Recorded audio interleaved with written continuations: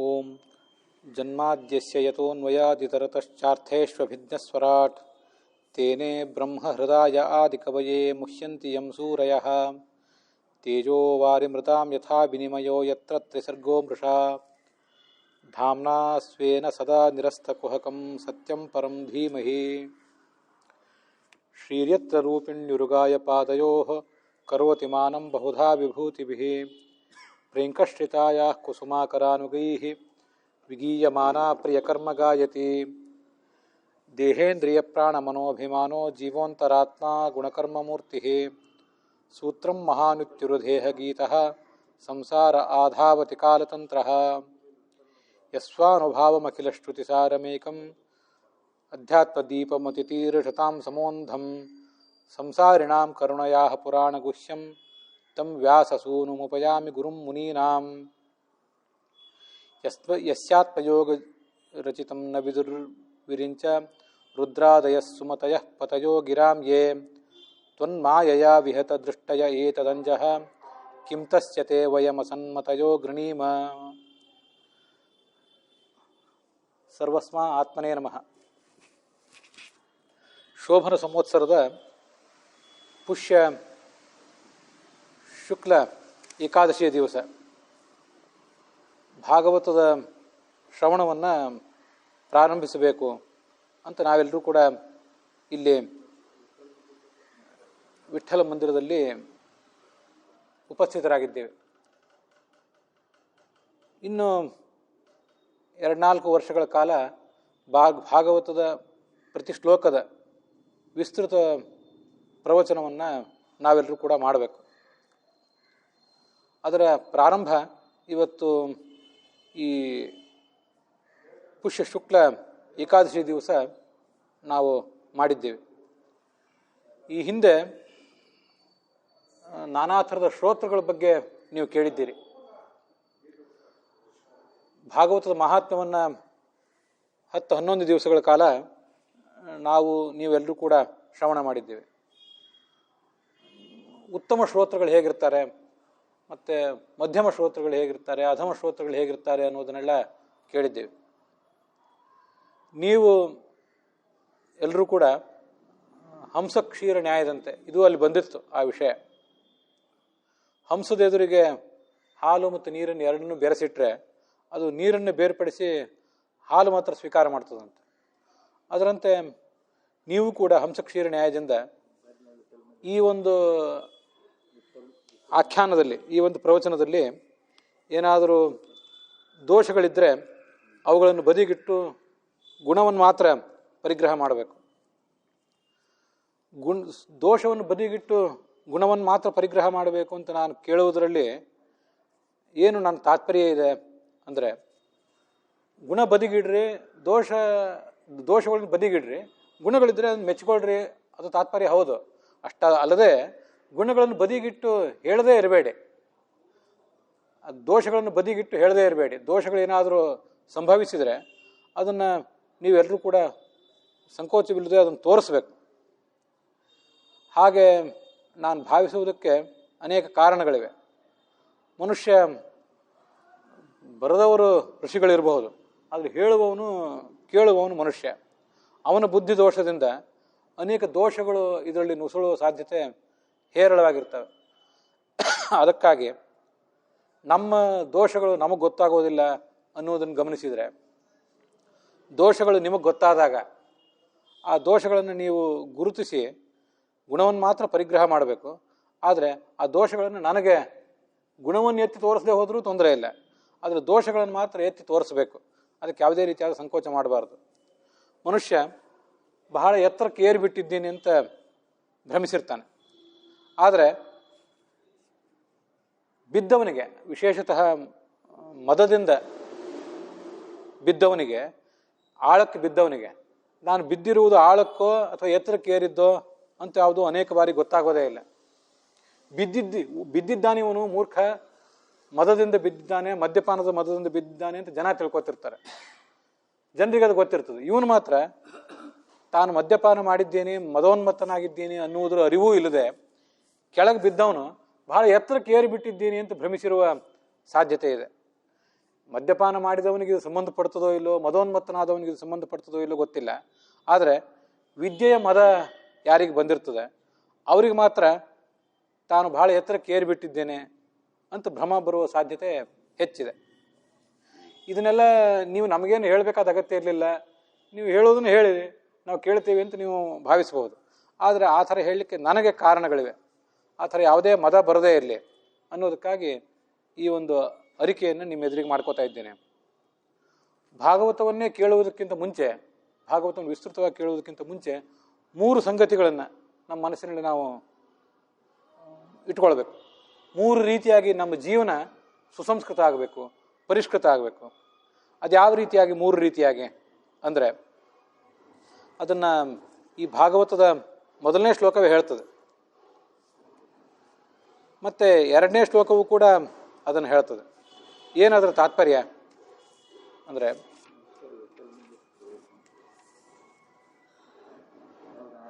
ಧರ್ಮ ಪ್ರೋಜ್ಜಿತ ಕೈತವೋತ್ರ ಪರಮೋ ನಿರ್ಮತ್ಸನಾಣಾಂ ಸತಾಂ ವೇದ್ಯಂ ವಾಸ್ತವಮತ್ರ ವಸ್ತು ಶಿವದಂ ತಾಪತ್ರಯೋನ್ಮೂಲನಂ ಅಂತ 2ನೇ ಶ್ಲೋಕ. ಇನ್ನೂ 1ನೇ ಶ್ಲೋಕದ ಅರ್ಥ ನಾನು ಹೇಳಿಲ್ಲ, ಈಗ ಸದ್ಯ ಹೇಳುವನಿದ್ದೇನೆ. ನಮಗೆ ಇಲ್ಲಿ ತಿಳಿಯಬೇಕಾದ ಸಂಗತಿಗಳು 2. ಒಂದು, ಪ್ರೋಜ್ಜಿತ ಕೈತವ ಧರ್ಮ, ಯಾವುದೇ ರೀತಿಯಾದ ಕಪಟವಿಲ್ಲದ ಧರ್ಮ ನಮಗೆ ಆಚರಣೆಗೆ ಬರುವಂತಾಗಬೇಕು. ಭಾಗವತವನ್ನು ಕೇಳಿದ ಮೇಲೆ, ಹೇಳಿದ ಮೇಲೆ ಯಾವುದೇ ರೀತಿಯಾದ ಡಂಭಾಚಾರವಿಲ್ಲದ ಧರ್ಮವನ್ನು ನಾವು ತಿಳಿದು ಆ ಡಂಭಾಚಾರದಿಂದ ದೂರ ಇರಬೇಕು. ಶುದ್ಧವಾದ ಮನಸ್ಸಿನಿಂದ ಧರ್ಮಾಚರಣೆ ಮಾಡುವಂಥ ಬದ್ಧತೆ ನಮಗೆ ಬರಬೇಕು. ಇದು ಒಂದು ಗುರಿ. ಮತ್ತೊಂದು ಗುರಿ, ಸದ್ಯೋ ಹೃದಯ ಅವರುದ್ಧತೆ ಕೃತಿಭಿ ಶುಶ್ರೂಷುಭಿ ತತ್ಕ್ಷಣಾತ್ ಅಂತ. ಭಾಗವತವನ್ನು ಶ್ರವಣ ಮಾಡಿದ್ದರಿಂದ ಭಗವಂತ ನಮ್ಮ ಹೃದಯದಲ್ಲಿ ಸ್ಥಿರನಾಗಿ ನಿಲ್ಲಬೇಕು. ಭಗವಂತ ಈಗ ನಮ್ಮ ಸುತ್ತಮುತ್ತ ಎಲ್ಲ ಕಡೆ ಇದ್ದೇ ಇದ್ದಾನೆ, ಒಳಗೂ ಇದ್ದಾನೆ, ಹೊರಗೂ ಇದ್ದಾನೆ. ಆದರೆ ಅವನು ಇದ್ದಾನೆ ಅನ್ನುವ ಸ್ಪಷ್ಟವಾದ ಎಚ್ಚರ ನಮಗೆ ಬರಬೇಕು. ಸ್ಪಷ್ಟವಾದ ಎಚ್ಚರ ನಮಗೆ ಬಂದು ಅಧರ್ಮ ಮಾರ್ಗದಿಂದ ದೂರ ಇರಲಿಕ್ಕೆ ನಾವು ಪ್ರಯತ್ನ ಪಡಬೇಕು. ಹೀಗೆ ಭಗವಂತನನ್ನು ಸ್ಥಿರವಾಗಿ ನಮ್ಮ ಹೃದಯದಲ್ಲಿ ಇಟ್ಕೊಳ್ಳುವುದು ಒಂದು ಉದ್ದೇಶ. ಇನ್ನೊಂದು, ಯಾವುದೇ ಕಪಟವಿಲ್ಲದ, ನಮ್ಮ ಡಂಭಾಚಾರವಿಲ್ಲದ ಧರ್ಮಾಚರಣವನ್ನು ಮಾಡುವುದು 2ನೇ ಉದ್ದೇಶ. ಮತ್ತೊಂದು 3ನೇ ಉದ್ದೇಶ, ಭಾಗವತ ನಮಗೆ ಅದನ್ನು ಸ್ಪಷ್ಟವಾಗಿ ಹೇಳುವುದು, ಏತಾವಾನೇವ ಲೋಕೇಸ್ಮಿನ್ ಪುಂಸಾಂ ಸ್ವಾರ್ಥಃ ಪರಸ್ಮೃತಃ ಏಕಾಂತ ಭಕ್ತಿರ್ ಗೋವಿಂದೇ ಯತ್ ಸರ್ವತ್ರ ತದೀಕ್ಷಣಂ ಅಂತ. ಈ ಹಿಂದೆ ಭಗವದ್ಗೀತಾದಲ್ಲಿ ಮತ್ತು ಭಾಗವತ್ ಸಾರೋದ್ಧಾರದಲ್ಲಿ ಅನೇಕ ಬಾರಿ ಇದನ್ನು ನೋಡಿದ್ದೇವೆ. ಜಗತ್ತಿನಲ್ಲಿ ನಮ್ಗೆ ಕಾಣಿಸುವಂಥ ಎಲ್ಲ ಚೇತನ ವಸ್ತುಗಳು ಮತ್ತು ಜಡ ವಸ್ತುಗಳು ಇವೆಲ್ಲವೂ ಕೂಡ ಭಗವಂತನ ಪ್ರತಿಮಾನೆ. ನಾವು ನೋಡುವಂಥ ಆಕಾಶ, ನಾವು ನಡೆದಾಡುವ ಭೂಮಿ, ಕುಡಿಯುವ ನೀರು, ಉಪಯೋಗಿಸುವ ಬೆಂಕಿ, ಸೇವಿಸುವ ಗಾಳಿ, ನಮ್ಮ ಸುತ್ತಮುತ್ತಲಿರುವಂಥ ಎಲ್ಲ ಜಡಗಳು, ಚೇತನಗಳು, ಪ್ರತಿಯೊಂದು ಕೂಡ ಯಾವುದೇ ಅಪವಾದವಿಲ್ಲದೆ, ಪ್ರತಿಯೊಂದು ಚೇತನವು ಯಾವುದೇ ಜಾತಿ, ವರ್ಗ, ಅಂತಸ್ತು, ಪಂಡಿತ, ಪಾಮರ ಅನ್ನುವಂಥ ಭೇದವಿಲ್ಲದೆ ಪ್ರತಿಯೊಂದು ಚೇತನವೂ ಕೂಡ ಭಗವಂತನ ಪ್ರತೀಕ. ಈ ಪ್ರತೀಕವನ್ನು ಎಚ್ಚರ ನಾವು ಭಾಗವತ ಓದಿದ್ರಿಂದ ಬರಬೇಕು. ಭಾಗವತ ಹೇಳುವುದೇ ಅದನ್ನು. ವಿಸೃಜ್ಯ ಸ್ವಯಮಾತ್ಮಸ್ಥಾಂ ದೃಶ್ಯ ವ್ರೀಡಾಂಚ ದೈಹಿಕೀಂ ಪ್ರಣಮೇ ದಂಡವದ್ ಭೂಮವು. ಹಿಂದೆ ಇದನ್ನು ಕೇಳಿದ್ದೇವೆ. ಎಲ್ಲ ಕಡೆ ಭಗವಂತನನ್ನು ಕಂಡು ಅಲ್ಲಿ ಸಾಷ್ಟಾಂಗ ನಮಸ್ಕಾರ ಮಾಡಬೇಕು. ಯಾವುದೇ ಚೇತನ ಇರಲಿ, ಯಾವುದೇ ಜಡ ಇರಲಿ. ಜಡಗಳಿಗೆ ನಮಸ್ಕಾರ ಮಾಡುವಾಗ ನಮಗೇನೂ ಸಂಕೋಚ ಆಗೋದಿಲ್ಲ. ಜಡ ಅಂದರೆ ಒಂದು ಲೋಹದ ಪ್ರತಿಮೆ, ಶಿಲೆಯ ಪ್ರತಿಮೆ, ಕಟ್ಟಿಗೆ ಪ್ರತಿಮೆಗಳನ್ನು ಸ್ಥಾಪನೆ ಮಾಡಿರ್ತಾರೆ ವಿಗ್ರಹಗಳಲ್ಲಿ. ಅವುಗಳಿಗೆ ನಮಸ್ಕಾರ ಮಾಡುವಾಗ ನಮಗೇನು ಸಂಕೋಚ ಆಗೋದಿಲ್ಲ. ಚೇತನಗಳಿಗೆ ನಮಸ್ಕಾರ ಮಾಡುವಾಗಲೂ ಕೂಡ ತಂದೆ, ತಾಯಿ, ಗುರು, ಬಂಧುಗಳು, ಹಿರಿಯ ಬಂಧುಗಳು, ಇವರಿಗೆಲ್ಲ ನಮಸ್ಕಾರ ಮಾಡುವಾಗ ನಮಗೇನು ಸಂಕೋಚ ಆಗೋದಿಲ್ಲ. ಅದು ನಾವು ಮೊದಲಿಂದ ಅಭ್ಯಾಸ ಮಾಡಿಸಿರ್ತಾರೆ. ಹುಟ್ಟಿದ ಆರಭ್ಯ ದೊಡ್ಡವರಿಗೆ ಕಾಲು ಬೀಳುವುದನ್ನು ಅಭ್ಯಾಸ ಮಾಡಿಸೇ ಇರ್ತಾರೆ. ನಾವು ಕಲಿಬೇಕಾಗಿರುವುದು ಏನನ್ನ? ಪ್ರಣಮೇ ದಂಡವದ್ ಭೂಮೌ ಆಶ್ವ ಚಂಡಾಲ ಗೋಖರಂ. ಆಕಳಿಗೆ ನಮಸ್ಕಾರ ಮಾಡುವಂತಲೂ ನಮ್ಗೆ ಅಭ್ಯಾಸ ಮಾಡಿಸಿರ್ತಾರೆ. ನಾಯಿಗೆ ನಮಸ್ಕಾರ ಮಾಡುವಂತ ನಮ್ಗೆ ಯಾರೂ ಅಭ್ಯಾಸ ಮಾಡಿಸಿರೋದಿಲ್ಲ. ತೀರಾ ಕ್ಷುದ್ರನಾದವನು, ನಾಯಿಗಿಂತಲೂ ತೀರಾ ಕ್ಷುದ್ರನಾದವನು ಒಬ್ಬ ಮನುಷ್ಯ, ಅಸಂಸ್ಕೃತನಾದವನು, ಹೀನನಾದವನು ಅಂತ ನಾವ್ಯಾರನ್ನು ಭಾವಿಸಿರ್ತೀವಿ. ಅವನು ಅಸಂಸ್ಕೃತ ಅಲ್ಲದೇ ಇರಬಹುದು, ಹೀನ ಅಲ್ಲದೇ ಇರಬಹುದು. ಭಗವಂತನ ದೃಷ್ಟಿಯಲ್ಲಿ ಹೀನ ಯಾವುದು ಅಲ್ಲದೇ ಇರಬಹುದು. ಅಲ್ಲದೆ ಇರಬಹುದಲ್ಲ? ಅಲ್ಲ. ಬ್ರಹ್ಮಣ ಸೃಷ್ಟಪೂರ್ವಂ ಹಿ ಸರ್ವಂ ಬ್ರಾಹ್ಮಮಿದಂ ಜಗತ್. ಪರಮಾತ್ಮ ಈ ಜಗತ್ತನ್ನು ಸೃಷ್ಟಿಸಿರುವುದರಿಂದ, ಬ್ರಹ್ಮ ಅನಿಸ್ಕೊಂಡಿರುವ ಭಗವಂತ ಈ ಜಗತ್ತನ್ನು ಸೃಷ್ಟಿಸಿರುವುದರಿಂದ ಸರ್ವವೂ ಬ್ರಾಹ್ಮವೇ. ಈ ಜಗತ್ತೆಲ್ಲವೂ ಕೂಡ ಬ್ರಹ್ಮಮಯವೇ. ಹಾಗಿರುವಾಗ ಇಲ್ಲಿ ಹೀನ ಯಾವುದೂ ಅಲ್ವೇ ಅಲ್ಲ, ಅಸಂಸ್ಕೃತ ಯಾವುದೂ ಅಲ್ವೇ ಅಲ್ಲ. ಆದರೆ ಯಾವುದನ್ನು ನಾವು ಹೀನ ಅಂತ ಭಾವಿಸಿದ್ದೀವೋ, ಯಾವ ವ್ಯಕ್ತಿಯನ್ನು ನಾವು ಹೀನ ನೀಚ ಅಂತ ಭಾವಿಸಿದ್ದೀವೋ ಅಲ್ಲೆಲ್ಲ ನಮಸ್ಕಾರ ಮಾಡಲಿಕ್ಕೆ ನಮಗೆ ಯಾರೂ ಹೇಳಿಕೊಟ್ಟಿಲ್ಲ. ಹುಟ್ಟಿದಾರಭ್ಯ ನಮಗೆ ಯಾರೂ ಹೇಳಿಕೊಟ್ಟಿಲ್ಲ. ಆದರೆ ಭಾಗವತ ಶಾಸ್ತ್ರ ನಮಗೊಂದು ಹೇಳಿಕೊಟ್ಟಿದೆ. ಪ್ರಣಮೇ ದಂಡವದ್ ಭೂಮವು, ಏನೂ ಸಂಕೋಚವಿಲ್ಲದೆ ವಿಸೃಜ್ಯ ಸ್ವಯಂ ಆತ್ಮಸ್ಥಾಂ ದೃಶ್ಯ ವ್ರೀಡಾಂ. ಹೇಗೆ ನಮಸ್ಕಾರ ಮಾಡಲಿ ಈ ವ್ಯಕ್ತಿಗೆ, ಹೇಗೆ ಸಾಷ್ಟಾಂಗ ನಮಸ್ಕಾರ ಮಾಡಲಿ ಅಂತ ಸಂಕೋಚವಿಲ್ಲದೆ ಸಾಷ್ಟಾಂಗ ನಮಸ್ಕಾರ ಮಾಡಿರಿ. ಯಾರಿಗೆ ಒಂದೆರಡು ಕೈ ಮುಗಿದು ನಮಸ್ಕಾರ ಮಾಡಲಿಕ್ಕೂ ನಮಗೆ ಸಂಕೋಚ ಆಗ್ತದೆ, ಯಾವ ವ್ಯಕ್ತಿಗೆ ಇಂಥವ್ರಿಗೆ ಯಾಕೆ ಮಾಡಬೇಕು ಅಂತ ಅನಿಸ್ತಿರ್ತದೋ ಅಂಥ ವ್ಯಕ್ತಿಗೆ ಸಾಷ್ಟಾಂಗ ನಮಸ್ಕಾರ ಮಾಡಿ. ಯಾಕಂದ್ರೆ ಭಗವಂತ ಅಲ್ಲಿದ್ದಾನೆ ಅಂತ ತಿಳಿದು ಮಾಡ್ರಿ. ಇದು ನಮಗೆ ಶಾಸ್ತ್ರ ಹೇಳಿದೆ ಅಂತ ಮಾಡ್ರಿ. ಉಳಿದವರು ಯಾರು ದೊಡ್ಡವರು ಹೇಳಿದ್ದಾರೆ, ಮತ್ತೆ ಯಾವುದೋ ಕಾನೂನು ಹೇಳಿದೆ ಅಂತ ಪ್ರಶ್ನೆ ಅಲ್ಲ. ಶಾಸ್ತ್ರ ಹೇಳಿದೆ, ಭಾಗವತ ಶಾಸ್ತ್ರ ಹೇಳಿದೆ ಅಂತ ಸಾಷ್ಟಾಂಗ ನಮಸ್ಕಾರ ಮಾಡಿ. ಅಯಂ ಹಿ ಸರ್ವಕಲ್ಪಾನಾಂ ಸದ್ವೀಚೀನೋ ಮತೋ ಮಮ. ನೀವು ಭಕ್ತರಾದವರು ನನಗೆ ಭಗವಂತನಿಗೆ ಏನು ಪೂಜೆ ಮಾಡ್ತೀರಿ, ಆ ಎಲ್ಲ ಪೂಜೆಗಳಿಗಿಂತಲೂ ಇದು ಹೆಚ್ಚು ನನಗೆ ಪ್ರಿಯವಾದ ಪೂಜೆ. ಅಲ್ಲಿ ನನ್ನನ್ನು ಕಾಣ್ರಿ. ತಾಮವಜ್ಞಾಯ ಮಾಮರ್ತ್ಯ ಕುರುತೆ ಅರ್ಚಾ ವಿಡಂಬನಂ. ಭಗವಂತನ ವಿಶೇಷ ಸನ್ನಿಧಾನ ಪಾತ್ರವಾದಂತಹ ಎಲ್ಲ ಜಡಗಳಲ್ಲಿ, ಚೇತನಗಳಲ್ಲಿ ನನ್ನನ್ನು ಕಾಣದೆ ಅವರನ್ನು ಗೌರವಿಸಿದೆ. ಕಲ್ಲಿನ ಕಟ್ಟಿಗೆ ಲೋಹದ ಪ್ರತಿಮೆಗಳಿಗೆ ಹೋಗಿ ಭಗವಂತನ ಈ ಜೀವ ನಮಸ್ಕಾರ ಮಾಡ್ತಾನಲ್ಲ, ಇದು ನಾಟಕ ಅಲ್ಲೇನ ಅಂತ ಸ್ವಯಂ ಭಾಗವತವೇ ಕೇಳಿದೆ. ಇಂಥ ನಾಟಕವನ್ನು ಬದಿಗಿಡಿ. ಯಾರ ಎದುರಿಗೆ ನೀವು ನಾಟಕ ಮಾಡೋರಿದ್ದೀರಿ? ಯಾರ ಎದುರಿಗೆ ಕಪಟ ಮಾಡೋರಿದ್ದೀರಿ? ಭಗವಂತ ನಿಮ್ಮ ಒಳಗೂ ಇದ್ದಾನೆ, ಹೊರಗೂ ಇದ್ದಾನೆ. ಕಾನೂನಿನ ಕಣ್ಣಿಗೆ ಮಣ್ಣೆರಚಬಹುದು, ನ್ಯಾಯಾಲಯದ ಕಣ್ಣಿಗೆ ಮಣ್ಣೆರಚಬಹುದು, ಕಾನೂನಿನ ಕಣ್ಣಿನಿಂದ ತಪ್ಪಿಸ್ಕೊಳ್ಬಹುದು. ಆದರೆ ಭಗವಂತ ಒಳಗೂ ಹೊರಗೂ ಇದ್ದಾನೆ. ಶಾಸ್ತ್ರವನ್ನು ಅವನೇ ರಚನೆ ಮಾಡಿ ಅವನೇ ನಮಗೆ ಉಪದೇಶ ಮಾಡಿದ್ದಾನೆ. ಅಂಥವನಿಗೆ ನಾವೇನು ದ್ರೋಹ ಮಾಡುವರಿದ್ದೇವೆ? ಅವನು ಹೇಳಿದ್ದಾನೆ, ಭಗವಂತ ತನ್ನ ಶಾಸ್ತ್ರದಲ್ಲಿ ಹೇಳಿದ್ದಾನೆ ಅಂತ ತಿಳಿದು ಸ್ವಚ್ಛವಾದ ಮನಸ್ಸಿನಿಂದ ನಾಚಿಕೆಯನ್ನು, ಸಂಕೋಚವನ್ನು ಕಿತ್ತೊಗೆದು ಸಾಷ್ಟಾಂಗ ನಮಸ್ಕಾರ ಮಾಡಿರಿ. ನಾಯಿಗೂ ಮಾಡಿರಿ, ಇಂಥ ಕ್ಷುಲ್ಲಕನಾದ ಮನುಷ್ಯನಿಗೂ ಮಾಡಿರಿ. ಇದನ್ನು ಮಾಡುವುದೇ ನಾವು ಶಾಸ್ತ್ರದಿಂದ ಕಲಿಯಬೇಕಾದ್ದು. ಒಂದು, ಭಗವಂತನನ್ನು ಹೃದಯದಲ್ಲಿ ಸ್ಥಿರವಾಗಿ ನಿಲ್ಲಿಸ್ಕೊಳ್ಳುವುದು. ಇನ್ನೊಂದು, ಕಪಟ ಇಲ್ಲದ ಧರ್ಮಾಚರಣವನ್ನು ಮಾಡೋದು. ಯಾರೋ ನನಗೆ ಸನ್ಮಾನ ಮಾಡ್ತಾರೆ, ಧನ ಮಾನ ಕನಕಗಳನ್ನು ಕೊಡ್ತಾರೆ ಅಂತ ಆಸೆ ಇಲ್ಲದೆ, ಹಂಬಲ ಇಲ್ಲದೆ ಧರ್ಮಾಚರಣೆ ಮಾಡೋದು. ಇದು ಎರಡನೇದ್ದು. ಮೂರನೇದ್ದು, ಎಲ್ಲ ಕಡೆ ಭಗವಂತನನ್ನು ಕಾಣುವುದು. ಏತಾವಾನೇವ ಲೋಕೇಸ್ಮಿನ್ ಪುಂಸಾಂ ಸ್ವಾರ್ಥಃ ಪರಸ್ಮೃತಃ. ಮನುಷ್ಯ ಬಹಳ ಎತ್ತರಕ್ಕೆ ಏರಿಬಿಟ್ಟಿದ್ದೀನಿ ಅಂತ ಭ್ರಮಿಸಿರ್ತಾನೆ. ಮನುಷ್ಯ ಏರಬೇಕಾದ ಅತಿ ದೊಡ್ಡ ಎತ್ತರ ಅಂದರೆ, ಅವನ ದೊಡ್ಡ ಸಾಧನೆ, ದೊಡ್ಡ ಗುರಿ ಈ ಜಗತ್ತಿನಲ್ಲಿ ಅಂದರೆ ಏಕಾಂತ ಭಕ್ತಿರ್ ಗೋವಿಂದೆ. ಭಗವಂತನನ್ನು ಅನನ್ಯವಾಗಿ ಭಜಿಸುವುದು. ಮತ್ತು ಸರ್ವತ್ರ ತದೀಕ್ಷಣಂ. ಎಲ್ಲ ಪ್ರಾಣಿಗಳಲ್ಲೂ, ಜಡಗಳಲ್ಲೂ, ಚೇತನಗಳಲ್ಲೂ ವರ್ಗ ಭೇದವಿಲ್ಲದೆ, ಜಾತಿ ಭೇದವಿಲ್ಲದೆ ಭಗವಂತನನ್ನು ಕಾಣುವುದೇ ಅತಿ ದೊಡ್ಡ ಸಾಧನೆ. ಮನುಷ್ಯ ಏರಬೇಕಾದ ಅತಿ ದೊಡ್ಡ ಎತ್ತರ ಅಂದರೆ ಇದು. ಇನ್ನು ಉಳಿದ ಎಲ್ಲ ಎತ್ತರಗಳನ್ನು ನಾವು ಏರಿ ಆಗಿದೆ. ಧನದ ದೃಷ್ಟಿಯಿಂದ, ಮಾನದ ದೃಷ್ಟಿಯಿಂದ, ಪಾಂಡಿತ್ಯ ದೃಷ್ಟಿಯಿಂದ, ಅಧಿಕಾರ ದೃಷ್ಟಿಯಿಂದ ನಾವೆಲ್ಲರೂ ಅಲ್ಲದೆ ಹೋದರೂ ಅನೇಕ ಎತ್ತರಕ್ಕೆ ಏರಿದವರನ್ನ ನಾವು ನೋಡೇ ಇದ್ದೇವೆ. ಹಿಂದೆ ನಾವು ಅನೇಕ ಬಾರಿ ಎಲ್ಲ ಎತ್ತರಗಳನ್ನು ಏರಿಯೂ ಇರಬಹುದು. ಆದರೆ ಹಿಂದೆ ಏರಿಲ್ಲದೆ ಇರಬಹುದು, ಹಿಂದೆ ಏರಿರಬಹುದು, ಈಗ ಏರಿಲ್ಲದೆ ಇರಬಹುದು, ಮುಂದೆ ನಾವು ಅಂಥ ಎತ್ತರವನ್ನು ಏರುವವರು ಇರಬಹುದು. ಆದರೆ ಇದು ಯಾವ ದೃಷ್ಟಿಯಿಂದಲೂ ಭಗವಂತನ ಎದುರಿಗೆ ಉಪಯುಕ್ತವಾದ ಸಾಧನೆ ಏನಲ್ಲ. ಭಗವಂತನಲ್ಲಿ ಅನನ್ಯವಾದ ಮನಸ್ಸಿನ, ದೃಢವಾದ ಮನಸ್ಸಿನಿಂದ ಭಕ್ತಿ ಮಾಡೋದು, ಮತ್ತು ಅವನಲ್ಲಿ ಏಕಾಂತ ಭಕ್ತಿಯನ್ನು ಎಲ್ಲ ಕಡೆ ಅವನನ್ನು ಕಾಣುವುದು, ಇದು ದೊಡ್ಡ ಸಾಧನೆ. ಈ ಮೂರು ದೊಡ್ಡ ಸಾಧನೆಗಳನ್ನು, ಭಗವಂತನನ್ನು ಹೃದಯದಲ್ಲಿ ದೃಢವಾಗಿ ನಂಬುವುದು, ಕಪಟವಿಲ್ಲದ ಧರ್ಮಾಚರಣವನ್ನು ಮಾಡುವುದು, ಎಲ್ಲ ಜಡಗಳಲ್ಲೂ ಚೇತನಗಳಲ್ಲೂ ಭಗವಂತನನ್ನು ಕಾಣುವುದು. ಒಳಗೆ ಕಾಣುವುದು ಮೊದಲನೇದ್ದು, ಹೊರಗೆ ಎಲ್ಲ ಕಡೆ ಕಾಣುವುದು ಮೂರನೇದ್ದು. ಇದರ ನಡುವಿನ ಒಂದು ಸಾಧನವೇ ಕಪಟವಿಲ್ಲದ ಧರ್ಮಾಚರಣ. ಇದನ್ನು ನಾವು ಭಾಗವತವನ್ನು ಅಭ್ಯಾಸ ಮಾಡುವವರು ಮೊದಲು ತಿಳಿದುಕೊಳ್ಬೇಕು. ಇಂಥ ಪ್ರತಿಜ್ಞೆಗಳನ್ನು ಮಾಡಬೇಕು. ಇಂಥ ಮೂರು ಸಂಗತಿಗಳನ್ನು ಭಾಗವತದಿಂದ ಕಲಿತು ನಾನು ಆಚರಿಸ್ತೀನಿ ಅನ್ನುವಂಥ ಪ್ರತಿಜ್ಞೆಯನ್ನು ಮಾಡಬೇಕು. ಮುಂದೆ ಭಾಗವತದ ಜನ್ಮಾದ್ಯಸ್ಯ ಯತೋನ್ವಯಾತ್ ಅಂತ ಏನು ಮಂಗಲ ಪದ್ಯ ಇದೆ, ಅದನ್ನು ನಾವು ನೋಡಬೇಕಾಗಿದೆ. ಅದಕ್ಕಿಂತ ಮೊದಲು ಈಗ ಭಾಗವತದ ಮಂಗಲಾಚರಣವನ್ನು ನೋಡಿ ಆಗಿದೆ. ಪರಮಾತ್ಮ, ಲಕ್ಷ್ಮೀದೇವಿ, ಹನುಮಂತ ದೇವ, ಮುಖ್ಯ ಈ ಮಾರುತಿ ಮತ್ತು ಶಿವ ಶುಕರೂಪನಾಗಿ ಬಂದು ಭಾಗವತವನ್ನು ಹೇಳಿದ್ನೋ ಅವನ ಸ್ತೋತ್ರ ಎಲ್ಲ ನಾವು ನೋಡಿ ಆಗಿದೆ. ಭಾಗವತದ ಮೊದಲ ಶ್ಲೋಕವನ್ನು ನೋಡುವುದಕ್ಕಿಂತ ಮುಂಚೆ ಮತ್ತೊಂದು ಬಾರಿ ಪಾಂಡುರಂಗ ವಿಠಲನನ್ನು ನಾವು ಸ್ಮರಿಸ್ಕೋಬೇಕು. ಪಾಪಾಬಲಿ ಪಾಟನ ಪಟ್ವಪಾಂಗ ಶ್ರೀಪಾಣಿ ಪದ್ಮಾಂಚಿತ ಜಾನುಜಂಘ ಗೋಪಾಲ ಬಾಲ ಕೃಪಯಾ ಸ್ವಯಂನಃ ಶ್ರೀ ಪಾಂಡುರಂಗೋ ಭವತು ಪ್ರಸನ್ನ.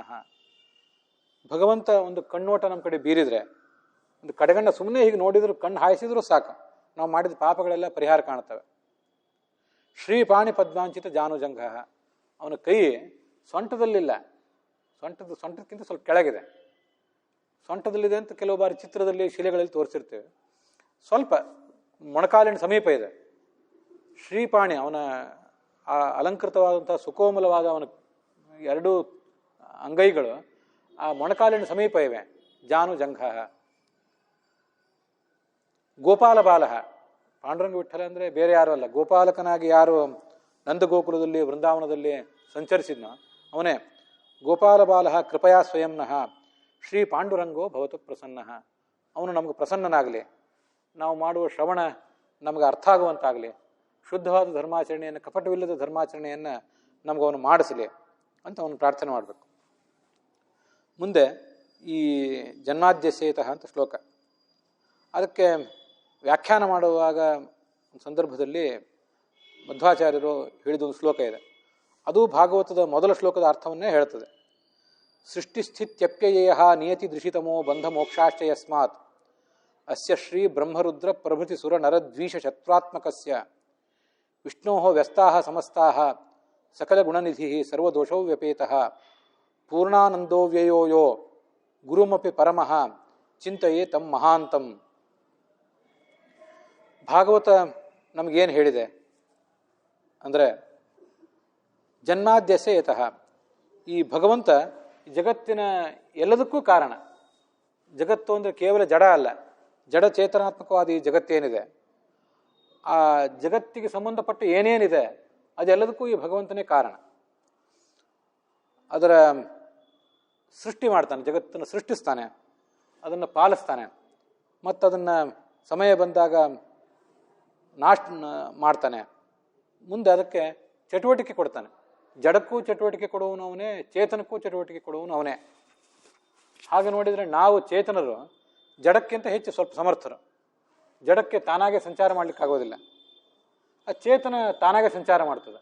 ಆದರೆ ಚೇತನ ತಾನಾಗೆ ಸಂಚಾರ ಮಾಡ್ತದಂದ್ರೂ ಆ ಚೇತನಕ್ಕೆ ಆ ಶಕ್ತಿ ಎಲ್ಲಿಂದ ಬಂತು? ನಾವು ನೋಡ್ತಿರುವಂಥ ಒಂದು ಚೆಂಡು, ಒಂದು ಪುಸ್ತಕ, ಒಂದು ಬಟ್ಟೆ, ಅದರಲ್ಲಿ ಚಲನೆ ಬರಬೇಕು ಅಂದರೆ ನಾವು ಚಲನೆಯನ್ನು, ಯಾವೊಬ್ಬ ಚೇತನ ಅದರಲ್ಲಿ ಚಲನೆಯನ್ನು ಹಾಕಬೇಕು. ಹಾಗೇನೆ ನಾವು ಕೂಡ ಭಗವಂತನ ಕೈಯಲ್ಲಿರುವ ಉಪಕರಣಗಳೇ. ಜಡ ನಮ್ಮ ಕೈಯಲ್ಲಿರುವ ಉಪಕರಣ, ಒಂದು ಪೆನ್ನು, ಒಂದು ಖಡ್ಗ, ಒಂದು ಪುಸ್ತಕ, ಮತ್ತೊಂದೇನೋ, ಇವೆಲ್ಲವೂ ಕೂಡ ನಮ್ಮ ಕೈಯಲ್ಲಿರುವ ಉಪಕರಣಗಳು. ನಾವು ಚಲನೆ ಕೊಟ್ಟರೆ ಅಲ್ಲಿ ಚಲನೆ ಕಾಣಿಸ್ತದೆ ಅಷ್ಟೇ, ಅದಿಲ್ಲದೆ ಹೋದರೆ ಅವಕ್ಕೇನು ಚಲನೆ ಇಲ್ಲ. ಜಡಗಳು ನಮ್ಮ ಕೈಯಲ್ಲಿರುವ ಉಪಕರಣಗಳು, ಚೇತನಗಳು ಆದಂಥ ನಾವು ಭಗವಂತನ ಕೈಯಲ್ಲಿರುವ ಉಪಕರಣಗಳಷ್ಟೇ. ಭಗವಂತ ಅಲ್ಲಿ ಚಲನೆ ಕೊಟ್ಟರೆ ನಮಗೆ ಚಲನೆ ಆಗ್ತದೆ. ಭಗವಂತ ಒಳಗೆ ನಿಂತು ನುಡಿದರೆ ನಾವು ನುಡಿತೇವೆ, ಭಗವಂತ ಒಳಗೆ ನಿಂತು ಕೇಳಿದರೆ ನಾವು ಕೇಳ್ತೇವೆ. ಇಲ್ಲದೇ ಇದ್ದರೆ ಹೇಳುವುದು ಸಾಧ್ಯ ಇಲ್ಲ, ಕೇಳುವುದು ಸಾಧ್ಯ ಇಲ್ಲ. ಆ ದೃಷ್ಟಿಯಿಂದ ಜಡಕ್ಕೂ ನಮಗೂ ವ್ಯತ್ಯಾಸ ಇಲ್ಲ. ಎಲ್ಲ ಕ್ರಿಯೆಗಳನ್ನು ಭಗವಂತನೇ ಮಾಡಿಸ್ತಾನೆ ಅನ್ನೋ ದೃಷ್ಟಿಯಿಂದ ವ್ಯತ್ಯಾಸ ಇಲ್ಲ. ಆದರೆ ಜಡಕ್ಕೇನು ಜ್ಞಾನ ಇಲ್ಲ, ಜಡಕ್ಕೆ ಭಗವಂತ ಜ್ಞಾನ ಕೊಟ್ಟಿಲ್ಲ. ಜಡಕ್ಕೇನಾದರೂ ಕೃತಕ ಬುದ್ಧಿಮತ್ತೆ ಕೊಟ್ಟಿರ್ಬೋದು ಅಷ್ಟೇ, ಆರ್ಟಿಫಿಷಿಯಲ್ ಇಂಟೆಲಿಜೆನ್ಸ್ ಕೊಟ್ಟಿರ್ಬೋದು ಜಡಕ್ಕೆ. ಆದರೆ ಅದಕ್ಕೆ ಸಹಜವಾದ ಬುದ್ಧಿಮತ್ತೆ ಇಲ್ಲ. ಸಹಜವಾದ ಬುದ್ಧಿಮತ್ತೆಯನ್ನು ಭಗವಂತ ಕೊಟ್ಟಿದ್ರಿಂದಲೇ ಬಂದಿರುವುದು, ಅದು ಈ ಚೇತನಕ್ಕೆ ಮಾತ್ರ. ಇದು ಪ್ರವೃತ್ತಿ.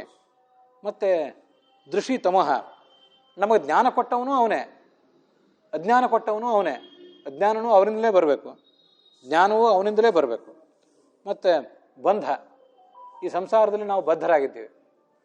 ಸತ್ವ, ರಜಸ್ಸು, ತಮಸ್ಸು ಅನ್ನುವಂಥ 3 ಗುಣಗಳು ನಮ್ಮನ್ನು ಕಟ್ಟಿ ಹಾಕಿವೆ. ಮತ್ತು ಮೋಕ್ಷ, ಕೊನೆಯದ್ದಾಗಿ ಮೋಕ್ಷ, ಇವೆಲ್ಲವನ್ನು ಕೂಡ ನಮಗೆ ಕೊಡಬೇಕಾದವನು ಅವನೇ ಆಗಿದ್ದಾನೆ. ಯತಃ ಅನ್ವಯಾತಿತರತಶ್ಚ ಅರ್ಥೇಶು ಅಭಿಜ್ಞಸ್ವರಾಟ್, ಅವನು ಈ ಜಗತ್ತನ್ನು ಹುಟ್ಟಿಸ್ತಾನೆ, ಪಾಲಿಸ್ತಾನೆ, ನಾಶಪಡಿಸ್ತಾನೆ ಅಂತನ್ನುವುದು ಹೇಗೆ ತಿಳಿದು ಬಂತು? ನಮ್ಮ ಬುದ್ಧಿಯಿಂದ ಏನು ತಿಳಿದು ಬರೋ ವಿಷಯ ಅಲ್ಲ ಅದು. ಅದು ಶಾಸ್ತ್ರದಿಂದಲೇ ತಿಳಿದು ಬರಬೇಕಾದಂಥ ವಿಷಯ. ಅನ್ವಯ ಅಂದರೆ ಶಾಸ್ತ್ರದಿಂದಲೇ ತಿಳಿದು ಬರಬೇಕಾದಂಥ ಒಂದು ವಿಷಯ. ಶಾಸ್ತ್ರದಿಂದ ತಿಳಿದು ಬರುವುದಲ್ಲ, ಅದು ಯುಕ್ತಿಯಿಂದಲೂ ಸಿದ್ಧವಾದಂಥ ವಿಷಯ. ಶಾಸ್ತ್ರಗಳ ಮೂಲಕ ನಮಗೆ ತಿಳಿದು ಬರ್ತದೆ. ಭಗವದ್ಗೀತೆ, ಮಹಾಭಾರತ, ಭಾಗವತದಂಥ ಶಾಸ್ತ್ರಗಳ ಮೂಲಕ, ವೇದಾದಿ ಶಾಸ್ತ್ರಗಳ ಮೂಲಕ ಭಗವಂತನೇ ಜಗತ್ತನ್ನು ಸೃಷ್ಟಿಸಿದ ಅಂತ ನಮಗೆ ಕೇಳಿ ಬರ್ತದೆ, ಅವನೇ ಪಾಲಿಸಿದ ಅಂತ ಕೇಳಿ ಬರ್ತದೆ. ಅದಲ್ಲದೆ ಅದು ಯುಕ್ತಿಯಿಂದಲೂ ನಮಗೆ ತಿಳಿದು ಬರ್ತದೆ. ಯಥೋವಾ ಇಮಾನಿ ಭೂತಾನಿ ಜಾಯಂತೆ ಏನ ಜಾತಾನಿ ಜೀವಂತೆ. ಯಾವ ಭಗವಂತನಿಂದ ಈ ಜಗತ್ತೆಲ್ಲವೂ ಹುಟ್ಟಿದ್ದು ಅವನಿಂದಲೇ ಬೆಳೆಯಿತು. ಯತ್ ಪ್ರಯಂತಿ ಅಭಿಸಂವಿಶಂತಿ, ಇದು ಕೆಲವು ಕಾಲ ಬದುಕಿ ಮುಂದೆ ಅವನನ್ನೇ ಹೋಗಿ ಸೇರುತ್ತದೆ ಅಂತ ಶ್ರುತಿ ಹೇಳಿದೆ. ಶಾಸ್ತ್ರಗಳ ಮೂಲಕ ತಿಳಿತು, ತರ್ಕದ ಮೂಲಕವೂ ತಿಳಿತು. ಊಹೆ ಮಾಡಿದ್ರು, ಸ್ವಲ್ಪ ಕೂತ್ಕೊಂಡು ಆಲೋಚನೆ ಮಾಡಿದ್ರು ಈ ಜಗತ್ತಿನ ಹಿಂದೆ ಭಗವಂತ ಇದ್ದಾನೆ ಅಂತ ನಮಗೆಲ್ಲ ತಿಳಿದು ಬರ್ತದೆ. ಅದು ಹೇಗೆ ಅಂದರೆ,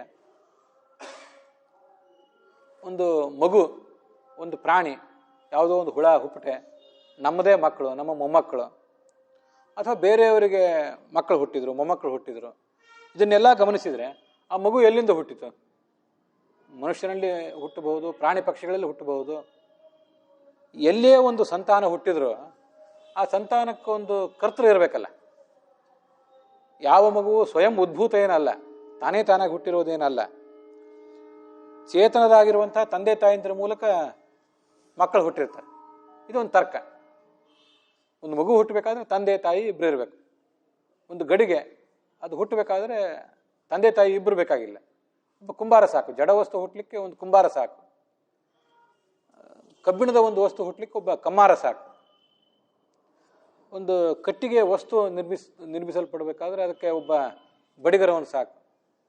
ಜಡ ವಸ್ತುಗಳಿಗೆ ಒಬ್ಬ ಚೇತನ ಸಾಕು. ಆದರೆ ಚೇತನ ವಸ್ತುಗಳಿಗೆ ಮಾತ್ರ ಎರಡು ಚೇತನಗಳು ಬೇಕಾಗ್ತವೆ. ಇದು ನಮ್ಗೆ ಕಂಡಿದೆ ಈ ಜಗತ್ತಿನಲ್ಲಿ. ಮತ್ತೊಂದು ತೀರಾ ಸಾಧಾರಣವಾದಂಥ ಒಬ್ಬ ವ್ಯಕ್ತಿ, ಏನು ಮಹಾತ್ಮ ಅಲ್ಲ, ಅಂಥವನು ಹುಟ್ಟಬೇಕಾದರೂ ಕೂಡ ತಂದೆ ತಾಯಂದಿರು ಬೇಕು. ಮತ್ತು ಹಾಗಾದ್ರೆ ಇಷ್ಟು ಅಗಾಧವಾದ ಈ ಜಗತ್ತು ಹುಟ್ಟಬೇಕಾದ್ರೆ ಎಷ್ಟು ದೊಡ್ಡದು, ಎಷ್ಟು ವಿಶಾಲವಾಗಿದೆ ಈ ಜಗತ್ತು. ನಾವು ನೋಡುವಂತಹ ಸೌರವ್ಯೂಹ, ಸೂರ್ಯ ಒಂದು ನಕ್ಷತ್ರ, ಆ ನಕ್ಷತ್ರವನ್ನು ಸುತ್ತುವರೆದು ಗ್ರಹಗಳಿವೆ. ಆ ಗ್ರಹಗಳಲ್ಲಿ ಒಂದು ಗ್ರಹ ನಮ್ಮ ಭೂಮಿ, ಅದರಲ್ಲಿ ಇಷ್ಟು ಜೀವರಿದ್ದೇವೆ. ಈ ಸೂರ್ಯನಂತೆ ಇನ್ನೂ ಎಷ್ಟೋ ನಕ್ಷತ್ರಗಳಿವೆ ಅಂತೆ. ಅವೆಲ್ಲ ಎಷ್ಟೋ ಬೆಳಕಿನ ವರ್ಷಗಳಷ್ಟು ದೂರ ಇವೆ ಅಂತ ನಮಗೆ. ಆ ಎಲ್ಲ ನಕ್ಷತ್ರಗಳ ಸುತ್ತಲೂ ಇಂಥ ಸೌರ ವ್ಯೂಹಗಳಿವೆ ಅಂತ. ಅಲ್ಲಿ ಯಾರ್ಯಾರೋ ಜೀವರಿದ್ದಾರಂತೆ ಅಂತೆಲ್ಲ ಶಾಸ್ತ್ರಗಳು ಹೇಳ್ತವೆ, ವಿಜ್ಞಾನ ಹೇಳ್ತದೆ. ಮತ್ತು ಇಷ್ಟು ವಿಶಾಲವಾದಂಥ ಈ ಜಗತ್ತನ್ನು ಸೃಷ್ಟಿಸಬೇಕಾದ್ರೆ ಒಬ್ಬ ಚೇತನ ಇರಬೇಕಲ್ಲ. ಅವನಿಲ್ಲದೆ ಈ ಜಗತ್ತು ಹುಟ್ಟಿತು ಹೇಗೆ? ತೀರಾ ಸಾಧಾರಣವಾದ ಗಡಿಗೆಯೂ ಕೂಡ ಇಲ್ಲಿ ಮಣ್ಣು ಇಟ್ಟಿದ್ವಿ, ಮಣ್ಣಿನಿಂದ ತಾನಾಗಿ ಗಡಿಗೆ ಹುಟ್ಟಿತು ಅಂತ ಸಾಧ್ಯ ಇಲ್ಲ. ಒಂದಿಷ್ಟು ನೂಲು ಇಟ್ಟಿದ್ವಿ, ನೂಲಿನಿಂದ ತಾನಾಗೆ ಬಟ್ಟೆ ಆಯಿತು ಅಂತ ಸಾಧ್ಯ ಇಲ್ಲ. ಅಂದಮೇಲೆ ಇಷ್ಟು ನಿಯಮಬದ್ಧವಾದಂಥ ಕರಾರುವಕ್ಕಾಗಿ ಯಾವಾಗ ಹೋದ ಬಾರಿ ಉತ್ತರಾಯಣ ಆಗಿತ್ತೋ ಅದೇ ಬಾರಿ ಈಗಲೂ ಉತ್ತರಾಯಣ ಆಗ್ತದೆ. ಅದಕ್ಕೊಂದು ಸಮಯ ಇದೆ. ಬೇಕಾಬಿಟ್ಟು ಉತ್ತರಾಯಣ ಇಲ್ಲ, ಬೇಕಾಬಿಟ್ಟು ಹುಣ್ಣಿಮೆ ಅಮಾವಾಸ್ಯೆಗಳಿಲ್ಲ, ಬೇಕಾಬಿಟ್ಟು ಗ್ರಹಣಗಳಿಲ್ಲ. ಇಷ್ಟು ಲೆಕ್ಕಾಚಾರ ಇದೆ ಇದ್ರ ಹಿಂದೆ. ಇಂಥ ಲೆಕ್ಕಾಚಾರ ಇರುವಂಥ ಜಗತ್ತನ್ನು ಹುಟ್ಟಿಸಿದ್ದಾರೆ ಯಾರು? ತಾನಾಗಿ ಹುಟ್ಟೋದೇನು ಸಾಧ್ಯ ಏನು? ಯಾರು ಭಗವಂತನ ನಂಬೋದಿಲ್ಲ, ನಾಸ್ತಿಕರಿದ್ದಾರೆ, ಅವರು ತಾನಾಗೇ ಹುಟ್ಟಿತು ಈ ಜಗತ್ತು ಅಂತ ಹೇಳ್ತಾರೆ. ಆದರೆ ತಾನಾಗೆ ಹುಟ್ಟಲಿಕ್ಕೆ ಸಾಧ್ಯ ಏನು ಈ ಜಗತ್ತು? ಇಷ್ಟು ಲೆಕ್ಕಾಚಾರ ಇರುವಂಥ ಒಂದು ಜಗತ್ತು, ಒಂದು ತೀರಾ ಸಣ್ಣ ಗಡಿಗೆಯೇ ಹುಟ್ಟಬೇಕಾದ್ರೆ ಒಬ್ಬ ಚೇತನ ಬೇಕು ಅಂದ ಮೇಲೆ, ಇಷ್ಟು ವಿಶಾಲವಾದ ಈ ಜಗತ್ತು ಹುಟ್ಟಬೇಕಾದ್ರೆ ಭಗವಂತ ಇಲ್ಲದೆ ಸಾಧ್ಯ ಏನು? ಆದ್ದರಿಂದ ತರ್ಕದಿಂದಲೂ ಸ್ವಲ್ಪ ಊಹೆ ಮಾಡಿದ್ರು ನನಗೆ ಗೊತ್ತಾಗ್ತದೆ. ಮತ್ತು ಇನ್ನೊಂದು ಊಹೆ ಇದೆ. ಯದಿನಾಮ ಪರೋ ನ ಭವೇತ್ ಸ ಹರಿಹಿ ಕಥಮಸ್ಯ ವಶೇ ಜಗದೇತದಭೂತ್ ಯದಿನಾಮನ ತಸ್ಯ ವಶೇ ಸಕಲಂ ಕಥಮೇವಚ ನಿತ್ಯ ಸುಖಂ ನ ಭವೇತ್. ನಾವೆಲ್ಲ ಭಾರಿ ದೊಡ್ಡ ಸಂಪನ್ನರು, ಭಾರಿ ಅಧಿಕಾರಸ್ಥರು ಅಂತೆಲ್ಲ ನಮ್ಮ ಬಗ್ಗೆ ನಮಗೊಂದು ಅಭಿಮಾನ ಇರ್ತದಲ್ಲ. ಸ್ವಲ್ಪ ಇಲ್ಲಿ ನಾವು ವಿಚಾರ ಮಾಡಬೇಕು. ನಮಗೆ ಎಷ್ಟು ಸ್ವಾತಂತ್ರ್ಯ ಇದೆ? ನಮ್ಮ ಮನಸ್ಸು ಹೇಳಿದಂತೆ ನಾವೇ ಆಲೋಚನೆ ಮಾಡಿದಷ್ಟು ನಾವೇನು ನಡ್ಕೊಂಡಿದ್ದೀವಿ.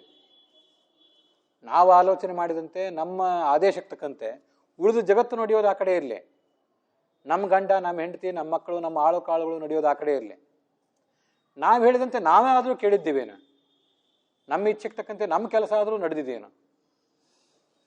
ಕಿಮಾತ್ಮನಾಥೇನ ಜಹಾತಿ ಯೋ ಮುದಂ ಅಂತ ಭಾಗವತ ಮುಂದೊಂದು ಕಡೆ ಕೇಳ್ತದೆ. ನಿನಗೆ ಸುಖ ಬೇಕು ಅಂತ ಅಪೇಕ್ಷೆ ಇದೆ. ಆದರೆ ಸುಖ ಬೇಕು ಅಂತ 10 ಬಾರಿ ಅಪೇಕ್ಷೆ ಪಟ್ಟಾಗ, 100 ಬಾರಿ ಅಪೇಕ್ಷೆ ಪಟ್ಟಾಗ ನಿನಗೆ ಸುಖ ಎಷ್ಟು ಬಾರಿ ಸಿಕ್ಕಿದೆ?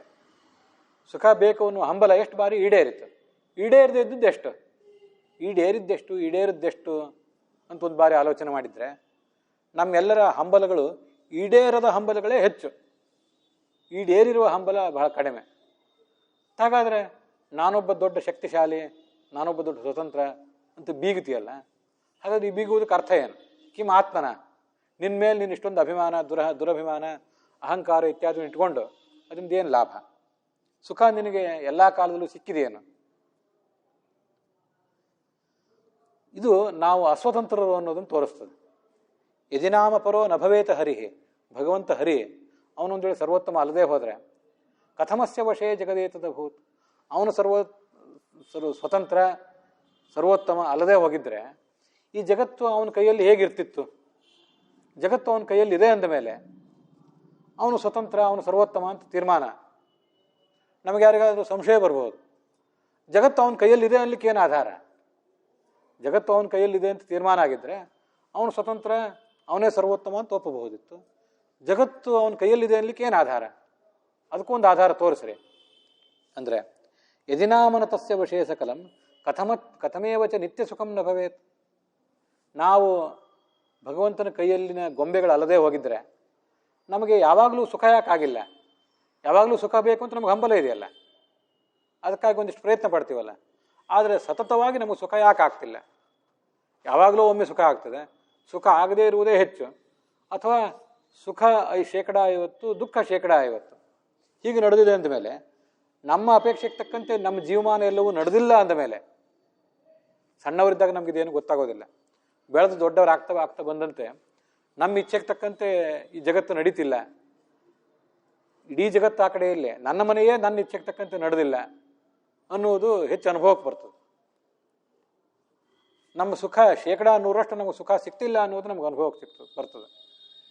100% ಸಂದರ್ಭಗಳಲ್ಲಿ ನಮಗೆ ಸುಖ ಸಿಗ್ತಿಲ್ಲ, ಎಲ್ಲ ಸಂದರ್ಭಗಳು, ಎಲ್ಲ ವ್ಯಕ್ತಿಗಳು ನಮ್ಮ ಇಚ್ಛೆಗೆ ತಕ್ಕಂತೆ ಕೆಲಸ ಮಾಡ್ತಿಲ್ಲ ಅಂತ ಅನ್ನೋದು ಗೊತ್ತಾದರೆ ನಾವು ಇನ್ನೊಬ್ಬರು ಯಾರ್ದೋ ಅಧೀನ ಇದ್ದೀವಿ ಅಂತ ಗೊತ್ತಾಗ್ತದೆ. ಯಾರು ಅಧೀನ ಇದ್ದೇವೆ? ನಾವು ನಮ್ಮ ಹೆಂಡತಿ ಅಧೀನ ಇದ್ದೀವೇನೋ, ಅಥವಾ ನಾವು ನಮ್ಮ ಗಂಡನ ಅಧೀನ ಇದ್ದೀವೇನೋ, ನಮ್ಮ ಉನ್ನತಾಧಿಕಾರಿಗಳ, ನಮ್ಮ ಬಾಸ್ಗಳ ಅಧೀನದಲ್ಲಿ ನಾವಿದ್ದೇವೇನೋ ಒಂದು ಸ್ವಲ್ಪ ವಿಚಾರ ಮಾಡಿದರೆ, ಅವರ ಅಧೀನದಲ್ಲಿ ನಾವು ಎಷ್ಟಿದ್ದೀವಿ? ಸ್ವಲ್ಪ ಇದ್ದೀವಿ. ಕಚೇರಿಗೆ ಹೋದಾಗ ಆ ಉನ್ನತಾಧಿಕಾರಿಗಳ ಅಧೀನರು ನಾವು, ಮನೆಯಲ್ಲಿ ಹೋದಾಗ ನಾವೇನು ಅವರ ಅಧೀನರಲ್ಲ. ಗಂಡ ಹೆಂಡತಿ ಪರಸ್ಪರ ಅಧೀನರು ಮನೆಯಲ್ಲಿ, ಆದರೆ ಕಚೇರಿಗೆ ಹೋದಾಗ ಗಂಡ ಹೆಂಡತಿಯ ಅಧೀನ ಏನಲ್ಲ, ಹೆಂಡತಿ ಗಂಡನ ಅಧೀನ ಏನಲ್ಲ. ಅಂದಮೇಲೆ ನಾವು ಹುಟ್ಟಿದ ಆರಭ್ಯ ಗರ್ಭಕ್ಕೆ ಬಂದೆವು, ತಾಯಿ ಗರ್ಭಕ್ಕೆ ಬಂದೆವು, ಅಲ್ಲಿಂದ 70-80 ವರ್ಷ ಬದುಕಿದೆವು. ಅಲ್ಲಿಯವರೆಗೂ ಯಾರ ಅಧೀನ? ನಾವು ಮನೆಯಲ್ಲಿ ಯಾರ ಅಧೀನ? ಹೊರಗೆ ಯಾರ ಅಧೀನ? ಎಚ್ಚರ ಇದ್ದಾಗ ಯಾರ ಅಧೀನ? ಕನಸು ಕಾಣುವಾಗ ಯಾರ ಅಧೀನ? ಮಲಗಿದ್ದಾಗ ಯಾರ ಅಧೀನ? ಓಂಕಾರ ಅನ್ನೋದು ಎಚ್ಚರ, ಕನಸು ಮತ್ತು ನಿದ್ರೆಗಳನ್ನು ಹೇಳ್ತದೆ. ಅ ಅನ್ನುವುದು ಎಚ್ಚರವನ್ನು ಹೇಳ್ತದೆ, ಉ ಅನ್ನೋದು ಕನಸನ್ನು ಹೇಳ್ತದೆ, ಮ ಅನ್ನೋದು ನಿದ್ರೆಯನ್ನು ಹೇಳ್ತದೆ. ಆ ಓಂಕಾರದ ವಿಸ್ತಾರವನ್ನು ಈ ಭೂಹು ಭುವಃ ಸ್ವಹ ಅನ್ನುವ ವ್ಯಾಹೃತಿಗಳು ಹೇಳಿವೆ. ಅದರ ವಿಸ್ತಾರವನ್ನೇ ಗಾಯತ್ರಿ ಹೇಳಿದೆ. ಗಾಯತ್ರಿ 3 ಪಾದಗಳು ಹೇಳಿವೆ. ಆ 3 ಪಾದದ ವಿಸ್ತಾರವನ್ನೇ ಪುರುಷ ಸೂಕ್ತದ 3 ವರ್ಗಗಳು ಹೇಳಿವೆ. ಪುರುಷ ಸೂಕ್ತದ 3 ವರ್ಗಗಳ ವಿಸ್ತಾರವನ್ನೇ ಋಕ್ ಯಜು ಸಾಮ ಅನ್ನುವ 3 ವೇದಗಳು ಹೇಳಿವೆ. ಅದರ ವಿಸ್ತಾರವನ್ನೇ ಈ ಭಾಗವತ ಹೇಳ್ತದೆ. ಅಂದಮೇಲೆ ನಾವು ಮಲಗಿರುವಾಗಲೂ, ಕನಸು ಕಾಣುವಾಗಲೂ, ಎಚ್ಚರ ಇರುವಾಗಲೂ, ಹುಟ್ಟುವಾಗಲೂ, ಸಾಯುವಾಗಲೂ, ಎಲ್ಲ ಸಂದರ್ಭದಲ್ಲೂ ಕೂಡ ಯಾರ ಅಧೀನರು? ಅಂತ ನಿಮ್ಮನ್ನು ಎಲ್ಲ ಹಂತದಲ್ಲೂ ನಿಯಂತ್ರಿಸುವ ನಾನಿದ್ದೀನಿ ಅಂತ ನಮ್ಮ ಸುತ್ತಮುತ್ತಲಿನ ವ್ಯಕ್ತಿ ಯಾರಾದರೂ ಎದೆ ತಟ್ಟಿ ಹೇಳಲಿಕ್ಕೆ ಸಾಧ್ಯ ಏನು? ಅಂಥವ್ರು ಯಾರಿದ್ದಾರೆ ಅಂತ ತೊಗೊಂಬಂದು ತೋರಿಸ್ಲಿಕ್ಕೆ ಸಾಧ್ಯ ಏನು? ನಾವಾದರೂ ಎಲ್ಲ ಹಂತದಲ್ಲೂ ಯಾರನ್ನಾದರೂ ನಿಯಂತ್ರಿಸ್ತೇವ? ನಮ್ಮನ್ನಾದರೂ ನಮ್ಮಂತೆಯೇ ಇರುವ ಒಬ್ಬ ರಕ್ತ ಮಾಂಸದ ವ್ಯಕ್ತಿ, ನಮ್ಮಂತೆಯೇ ಸಂಸಾರದ ಜಂಜಡದಲ್ಲಿ ಬಿದ್ದು ಒದ್ದಾಡ್ತಾ ಇರುವಂಥ ವ್ಯಕ್ತಿ, ನಾನು ನಿನ್ನನ್ನು ಎಲ್ಲ ಹಂತದಲ್ಲಿಯೂ ನಿಯಂತ್ರಿಸ್ತಾ ಇದ್ದೀನಿ ಅಂತ ಯಾರಿದ್ದಾರೆ? ನಾವು ಹುಟ್ಟುವಾಗ ನಮ್ಮ ತಂದೆ ತಾಯಿ ಇದ್ರು, ನಾವು ಸಾಯುವಾಗ ನಮ್ಮ ತಂದೆ ತಾಯಿ ಇರೋದಿಲ್ಲ. ನಮ್ಮ ಸಾವನ್ನು ಅವ್ರು ನಿಯಂತ್ರಿಸ್ತಾರ? ಹಾಗಾದರೆ ನಮ್ಮ ಸಾವನ್ನು ಯಾರೋ ಒಬ್ಬರು ನಿಯಂತ್ರಿಸ್ತಾರೆ, ಯಾರೋ ವೈದ್ಯರೋ ಅಥವಾ ನಮ್ಮ ಸುತ್ತಮುತ್ತಲಿನ ಕಂಡೀಷನ್ಗಳು, ಅಪಘಾತಗಳು, ರೋಗಗಳು ಇವೆಲ್ಲ ನಿಯಂತ್ರಿಸ್ತವೆ. ಹುಟ್ಟುವಾಗ ಅವ್ರು ಯಾರಿದ್ರು? ಸಾಯುವ ಸಂದರ್ಭದಲ್ಲಿ ಕೆಲವರು ನಮ್ಮನ್ನು ನಿಯಂತ್ರಿಸ್ತಾರೆ, ಹುಟ್ಟುವ ಸಂದರ್ಭದಲ್ಲಿ ನಮ್ಮನ್ನು ಯಾರು ನಿಯಂತ್ರಿಸ್ತಾರೆ? ನಡುವೆ ಜೀವನವನ್ನು ನಮ್ಮ ತಂದೆ ತಾಯಿಗಳೊಂದು 20-30 ವರ್ಷ 30-40 ವರ್ಷ ಇದ್ದು ಅವ್ರು ಹೊರಟೋದ್ರು.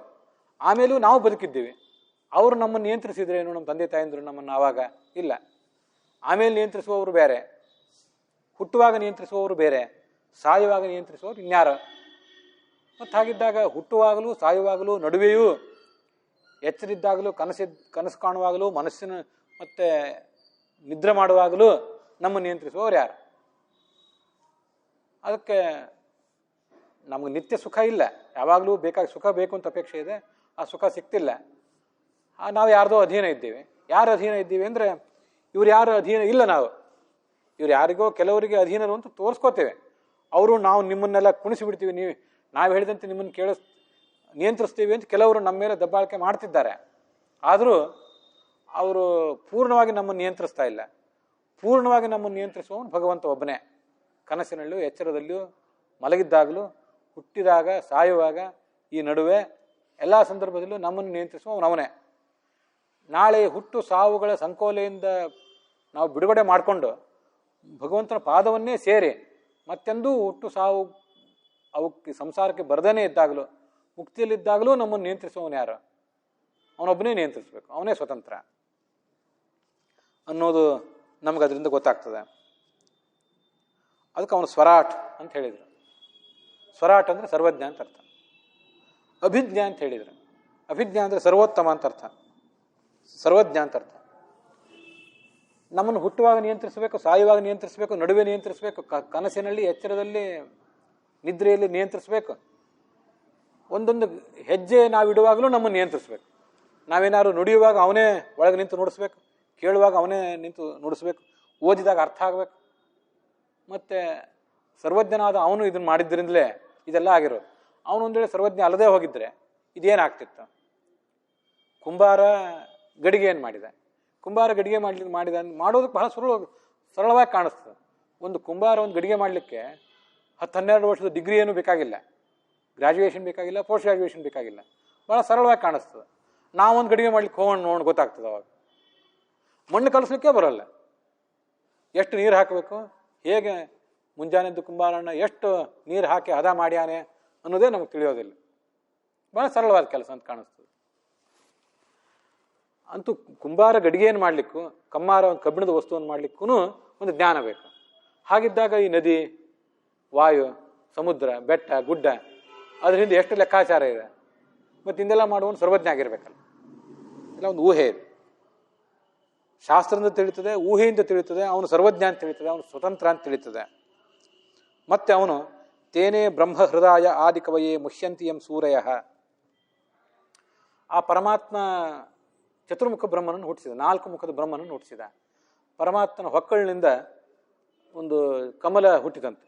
ಆ ಕಮಲದಲ್ಲಿ ಚತುರ್ಮುಖ ಇದ್ದಂತೆ. ಆ ಕಮಲ ಅಂದ್ರೆ ಅದು ಬೇರೆ ಏನಲ್ಲ, ಬ್ರಹ್ಮಾಂಡವೇ. ಇಡೀ ಬ್ರಹ್ಮಾಂಡ ಏನಿದೆ ಆ ಬ್ರಹ್ಮಾಂಡವೇ ಒಂದು ಕಮಲ, ಅದರೊಳಗೆ ಚತುರ್ಮುಖ ಬ್ರಹ್ಮ ಇದ್ದಾನೆ. ಆ ಬ್ರಹ್ಮನನ್ನು ಹುಟ್ಟಿಸಿದ. ನೀನು ಸೃಷ್ಟಿ ಮಾಡು ಅಂತ ಹೇಳಿದ ಆ ಬ್ರಹ್ಮನಿಗೆ. ಆ ಸೃಷ್ಟಿ ಮಾಡ್ಲಿಕ್ಕೆ ಬೇಕಾದ ಆ ಜ್ಞಾನ ಅವನಿಗೆ ಬೇಕಲ್ಲ. ಬ್ರಹ್ಮನೊಳಗಿದ್ದು ಪರಮಾತ್ಮನೇ ಜಗತ್ತನ್ನು ಸೃಷ್ಟಿಸ್ತಾನೆ. ಆದರೂ ಆ ಬ್ರಹ್ಮನಿಗೆ ಆ ಜ್ಞಾನ ಬೇಕಲ್ಲ. ಅದಕ್ಕಾಗಿ ತೇನೇ ಬ್ರಹ್ಮ ಹೃದಯ ಆದಿಕವಯೇ, ಆದಿಕವಿ ಅಂತ ಕರೆಸ್ಕೊಂಡಿರುವಂತಹ ಅತಿ ಶ್ರೇಷ್ಠ ಕವಿಯಾದ ಚತುರ್ಮುಖ ಬ್ರಹ್ಮನಿಗೆ ಶಾಸ್ತ್ರವನ್ನು ಉಪದೇಶ ಮಾಡಿದವನು. ತೇನೆ ಅಂದರೆ ಬಿತ್ತರಿಸಿದವನು. ಬಹಳ ಹೊತ್ತಲ್ಲ, 10-12 ವರ್ಷ ಕಾಲ ಅವನೇನು ಪಾಠ ಮಾಡಲಿಲ್ಲ. ಅವನಿಗೆ ಅವನದೇ ಆದ ದೊಡ್ಡ ಸಾಧನೆ ಹಿನ್ನೆಲೆ ಇದೆ. ಅದರಿಂದ ಅವನೇನು ಹೇಳಿದ ಕೂಡಲೇ ಇವನಿಗೆಲ್ಲ ತಿಳಿದು ಹೋಯ್ತು.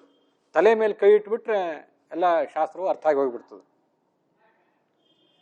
ಅದು ಹೃದಯ ಏನೋ ಕಾಟಾಚಾರಕ್ಕೆ ಹೇಳಿದ್ದಲ್ಲ, ಹೃದಯಪೂರ್ವಕವಾಗಿ ನೀನು ನನ್ನ ಮಗ ಅಂತ ಭಾವಿಸಿ ಪರಮಾತ್ಮ ಅವನಿಗೆ ಈ ಶಾಸ್ತ್ರವನ್ನು ಉಪದೇಶ ಮಾಡಿದ. ಅವನು ಆದಿಕವಿ ಅಂತ ಕರೆಸ್ಕೊಂಡ. ನಾವೆಲ್ಲ ಆಮೇಲಿನ ಕವಿಗಳು. ಅವನು ಆದಿ ಪಂಡಿತ. ಕವಿ ಅಂದರೆ ಪಂಡಿತ. ಕವನ ಬರೆದವನೇ ಪಂಡಿತ ಏನಲ್ಲ, ಕವಿ ಅಂದರೆ ಪಂಡಿತ ಅಷ್ಟೇ. ಮುಹ್ಯಂತಿ ಎಂ ಸೂರಯ. ಭಗವಂತ ಸರ್ವಜ್ಞ ಸರ್ವೋತ್ತಮ ಅಂತೆಲ್ಲ ತಿಳಿದುಬಿಡ್ತು. ಭಗವಂತನ ಬಗ್ಗೆ ನಮಗೆ ಪೂರ ತಿಳಿದುಬಿಡ್ತು ಅನ್ನುವಂಗಿದೇನು? ಇಲ್ಲ. ಎಷ್ಟೆಷ್ಟು ದೊಡ್ಡ ದೊಡ್ಡ ಜ್ಞಾನಿಗಳೂ ಕೂಡ ಆ ಪರಮಾತ್ಮನ ಬಗ್ಗೆ ಪೂರ ತಿಳಿಯಲಿಕ್ಕಾಗದೆ ಮೋಹ ಹೊಂದ್ಬಿಡ್ತಾರೆ. ಪರಮಾತ್ಮನ ಬಗ್ಗೆ ಪೂರ್ಣವಾಗಿ ತಿಳಿಯೋದೇ ಇಲ್ಲ.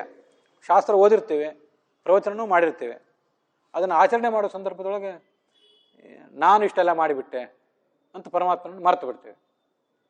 ಪರಮಾತ್ಮನನ್ನು ಮರೆತು ಮುಂದುವರೆಗೆ ಹೋಗಿಬಿಡ್ತೇವೆ. ಅರ್ಜುನನಂಥ ದೊಡ್ಡ ಜ್ಞಾನಿಗೆ, ಭಗವಂತನನ್ನು ಸಾಕ್ಷಾತ್ಕರಿಸ್ಕೊಂಡಂಥ ಜ್ಞಾನಿಗೆ ಆ ಪರಮಾತ್ಮನ ಸ್ವರೂಪದ ಆಳವನ್ನು ಅಗಲವನ್ನು ತಿಳಿಲಿಕ್ಕಾಗಲಿಲ್ಲ. ಇವನು ಯಾರೋ ನಮ್ಮ ಸೋದರತ್ತೆ ಮಗ, ನಮ್ಮ ಸೋದರ ಮಾವನ ಮಗ. ಕೃಷ್ಣನಿಗೆ ಅರ್ಜುನ ಸೋದರತ್ತೆ ಮಗ, ಅರ್ಜುನನಿಗೆ ಕೃಷ್ಣ ಸೋದರ ಮಾವನ ಮಗ. ನಮ್ಮ ಸೋದರ ಮಾವನ ಮಗ ಅಂತ ತಿಳ್ಕೊಂಡ್ಬಿಟ್ಟಿದ್ದ. ಹೇ ಕೃಷ್ಣ, ಹೇ ಯಾದವ, ಹೇ ಸಖೇತೆ, ತೀರಾ ಸಲಿಗೆಯಿಂದ ಹೇ ಯಾದವ, ಯದುಕುಲದಲ್ಲಿ ಹುಟ್ಟಿದವನೇ, ಹೇ ಸಖ ಗೆಳೆಯನೇ ಅಂತ ಅವನ ಜೊತೆ ಇದ್ಬಿಡ್ತಿದ್ದ. ಅವನು ಇಬ್ಬರಿಗೂ 6 ತಿಂಗಳು ಅಷ್ಟೇ ವ್ಯತ್ಯಾಸ ಇತ್ತು.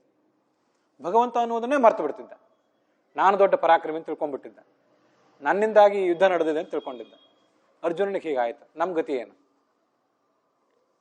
ಎಲ್ಲರೂ ಭಗವಂತನ ಬಗ್ಗೆ ಮೋಹ ಹೊಂದ್ತಾರೆ. ತೇಜೋ ವಾರಿ ಮೃದಾಂ ಯಥಾ ವಿನಿಮಯೋ ಯತ್ರ ತ್ರಿಸರ್ಗೋ ಮೃಷ. ಭಗವಂತ 3 ಬಗೆಯ ಸೃಷ್ಟಿ ಮಾಡಿದ. ಅದೇನು 3 ಬಗೆಯ ಸೃಷ್ಟಿ ಅಂದರೆ, ಭಗವಂತ ತನ್ನನ್ನು ಸೃಷ್ಟಿಸಿಕೊಂಡದ್ದೊಂದು, ತನ್ನಿಂದಲೇ ತನ್ನನ್ನು ಸೃಷ್ಟಿಸಿಕೊಂಡ. ವೈಕುಂಠದಲ್ಲೋ ಶ್ವೇತದ್ವೀಪದಲ್ಲೋ ಅನಂತಾಸನದಲ್ಲೋ ಎಲ್ಲೋ ಇದ್ದಾನೆ. ಅವನು ಕೃಷ್ಣನಾಗಿ ರಾಮನಾಗಿ ನಮ್ಮ ಜೊತೆ ಇರಬೇಕು ಅಂತ ಬಂದ. ಇದು ಅವನು ತನ್ನನ್ನು ತಾನು ಸೃಷ್ಟಿಸಿಕೊಂಡದ್ದು. ಅದು ಹೇಗೆ ಅಂದರೆ, ದೀಪಾಂತರಂ ಯಥಾ. ಒಂದು ದೀಪ ಇದೆ, ಒಂದು ದೀಪ ಇಟ್ಟಿರ್ತಾರೆ. ಕಾರ್ತಿಕ ಮಾಸದಲ್ಲಿ ದೀಪೋತ್ಸವ ಮಾಡ್ತಿರ್ತಾರೆ. ಆ ಒಂದು ದೀಪದಿಂದ ಎಲ್ಲ ಹಣತೆಗಳನ್ನು ಹಚ್ತಾರೆ. 10 ಹಣತೆಗಳನ್ನು ಹಚ್ಚಿರಿ, 100 ಹಚ್ಚಿರಿ, 1000 ಹಚ್ಚಿರಿ, ಲಕ್ಷ ಹಣತೆಗಳನ್ನು ಹಚ್ಚಿರಿ. ಆ ಮೂಲ ದೀಪದ ಬೆಳಕಿನಲ್ಲಿ ಏನಾದರೂ ವ್ಯತ್ಯಾಸ ಆಗ್ತದನ? ಎಣ್ಣೆ ಕಡಿಮೆ ಆದರೆ ಬತ್ತಿಯೇ ಕಡಿಮೆ ಆದರೆ ವ್ಯತ್ಯಾಸ ಆಗ್ಬೋದಷ್ಟೆ. ಇಲ್ಲಿರೋ ದೀಪವನ್ನು ಇನ್ನೊಂದು ಕಡೆ ತೊಗೊಂಡು ಹೋದ್ವಿ ಅನ್ನೋ ಕಾರಣದಿಂದಾಗಿ, ಇದರಿಂದ ಇನ್ನೊಂದು ಕಡೆ ದೀಪ ಹಚ್ಚಿದ್ವಿ ಅನ್ನೋ ಕಾರಣದಿಂದಾಗಿ ಆ ಮೂಲ ದೀಪದಲ್ಲಿ ಏನಾದರೂ ವ್ಯತ್ಯಾಸ ಆಗ್ತದೇನೋ? ಏನು ವ್ಯತ್ಯಾಸವೂ ಆಗೋದಿಲ್ಲ. ಹಾಗೆ ಭಗವಂತ ಅಲ್ಲಿದ್ದಾನೆ, ಅವನು ಅಲ್ಲಿಂದ ಇಲ್ಲಿ ಬಂದ ಅನ್ನೋ ಕಾರಣಕ್ಕಾಗಿ ಅವನಲ್ಲಿ ಮೂಲ ರೂಪದಲ್ಲಿ ಇದ್ದವನಲ್ಲಿ ಏನೂ ಕೊರತೆ ಆಗಲಿಲ್ಲ. ಒಂದು 10 ಕಿಲೋ ಅಕ್ಕಿನೋ ಗೋಧಿನೋ ಇದ್ದಾಗ ಅದರಲ್ಲಿ 1-2 ಕಿಲೋ ತೆಗೆದ್ರೆ ಅಲ್ಲಿ 8 ಆಯಿತು, ಇಲ್ಲಿ 2 ಆಯಿತು. ಆದರೆ ಭಗವಂತ ಅವತಾರ ಮಾಡಿ ಬಂದ ಅನ್ನೋ ಕಾರಣಕ್ಕೆ ಅಲ್ಲಿ ಮೂಲದಲ್ಲೂ ಏನು ಕೊರತೆ ಆಗಲಿಲ್ಲ. ಇಲ್ಲಿ ಬಂದ ರಾಮಕೃಷ್ಣಾದಿಗಳು ಅವರು ಪೂರ್ಣರೇ, ಅದು ಪೂರ್ಣನೇ, ಇದು ಪೂರ್ಣವೇ. ಮತ್ತೆ ತನ್ನ ಪ್ರತಿಬಿಂಬರಾದಂಥ ಈ ಜೀವರನ್ನೆಲ್ಲ ಸೃಷ್ಟಿ ಮಾಡ್ತಾನೆ. ಇದಕ್ಕಾಗಿ ಹೇಳಿದ್ದು, ಯಾವ ಜಗತ್ತಿನಲ್ಲಿ ಯಾವ ಚೇತನವನ್ನು ಅವಮಾನಿಸುವಂತಿಲ್ಲ. ಯಾಕೆಂದರೆ ಪ್ರತಿಯೊಂದು ಕೂಡ ಭಗವಂತನ ಪ್ರತಿಬಿಂಬ. ಇದನ್ನು ಗಮನಿಸಬೇಕು. ಆಕಾಶದಲ್ಲಿ ಸೂರ್ಯ ಪ್ರಕಾಶಿಸ್ತಾ ಇದ್ದಾನೆ ಅಥವಾ ಚಂದ್ರ ಪ್ರಕಾಶಿಸ್ತಾ ಇದ್ದಾನೆ. ಆ ಕೆಳಗೆ ಒಂದು ಸರೋವರ, ಒಂದು ಸಮುದ್ರ, ಒಂದು ನದಿ, ಇಂಥವೆಲ್ಲ ನೀರುಗಳಿವೆ. ಅದು ಬಿಡಿ, ಅಥವಾ ಒಂದು ತಂಬಿಗೆ, ಇನ್ನೊಂದು ದೊಡ್ಡ ಹಂಡೆ, ಈ ಥರ ನಾನಾ ಥರದ ನೀರಿನ ಆಕಾರಗಳು ಕೆಳಗೆ. ಮೇಲಿರುವ ಸೂರ್ಯ ಅಥವಾ ಚಂದ್ರ ಎಲ್ಲ ಕಡೆನೂ ಪ್ರತಿಫಲಿಸ್ತಾನೋ ಇಲ್ಲ. ಒಬ್ಬನೇ ಚಂದ್ರ ಅಥವಾ ಸೂರ್ಯ ಎಲ್ಲ ಕಡೆ ಪ್ರತಿಫಲಿಸುವಂತೆ ಆ ಒಬ್ಬನೇ ಭಗವಂತ ಈ ಜೀವನಾಗಿ, ಆ ಜೀವನಾಗಿ, ಹೆಣ್ಣಾಗಿ, ಗಂಡಾಗಿ, ಪ್ರಾಣಿಯಾಗಿ, ಪಕ್ಷಿಯಾಗಿ, ಪಂಡಿತನಾಗಿ, ಪಾಮರನಾಗಿ, ಶ್ರೀಮಂತಾಗಿ, ಬಡವಾಗಿ, ನಾನಾ ಥರ ಅವನೇ ಕಾಣಿಸ್ತಾ ಇದ್ದಾನೆ. ಅವನು ಬಿಂಬ, ಇವರೆಲ್ಲರೂ ಕೂಡ ಪ್ರತಿಬಿಂಬರು. ಇದು ನೀರಿನ ದೃಷ್ಟಾಂತ. ಮೊದಲಿಂದು ಬೆಂಕಿಯ ದೃಷ್ಟಾಂತ, ಒಂದು ದೀಪದಿಂದ ಇನ್ನೊಂದು ದೀಪದಂತೆ. ಒಬ್ಬನೇ ಭಗವಂತನಿಂದ ರಾಮ, ಕೃಷ್ಣ ಮೊದಲಾದ ಎಲ್ಲ ಅವತಾರಗಳು. ಎರಡನೇದ್ದು ಪ್ರತಿಬಿಂಬದ ದೃಷ್ಟಾಂತ, ನೀರಿನಲ್ಲಿ ಪ್ರತಿಬಿಂಬದ ದೃಷ್ಟಾಂತ. ಭಗವಂತ ಬಿಂಬ, ನಾವೆಲ್ಲರೂ ಕೂಡ ಪ್ರತಿಬಿಂಬರು. ಆ ಸೂರ್ಯನ ಬಿಂಬ ಇಲ್ಲಿ ಪ್ರತಿಬಿಂಬವಾಗಿ ಕಾಣಬೇಕಾದ್ರೆ ನದಿ, ಸೂರ್ಯ, ಒಂದು ಸಣ್ಣ ತಟ್ಟೆ, ದೊಡ್ಡ ತಟ್ಟೆ, ಹಂಡೆ ಇವೆಲ್ಲ ಇರ್ತಾವಲ್ಲ, ಹಾಗೆ ನಮ್ಮದೊಂದು ದೇಹ, ನಿಮ್ಮದೊಂದು ದೇಹ, ಅವ್ರದ್ದೊಂದು ದೇಹ, ಹೆಣ್ಣಿನ ದೇಹ, ಗಂಡಿನ ದೇಹ, ಪ್ರಾಣಿಯ ದೇಹ, ಪಕ್ಷಿಯ ದೇಹ, ಇವೆಲ್ಲ ಆ ನೀರಿನ ಬಟ್ಟಲುಗಳಿದ್ದಂತೆ. ಅದರಲ್ಲಿ ಒಳಗೆ ಭಗವಂತ ಮೇಲೆ ಬಿಂಬ ಇದ್ದಾನೆ, ಒಳಗೆ ಪ್ರತಿಬಿಂಬ ಇದ್ದಾನೆ ಈ ಜೀವ. ಮತ್ತೆ ತೇಜೋ ವಾರಿ ಮೃದಾಂ, ಒಂದು ಬೆಂಕಿ, ಇನ್ನೊಂದು ನೀರು, ಇನ್ನೊಂದು ಮಣ್ಣು, ಮಣ್ಣಿನಂತೆ ಅಂತ ಮೂರನೇದ್ದು.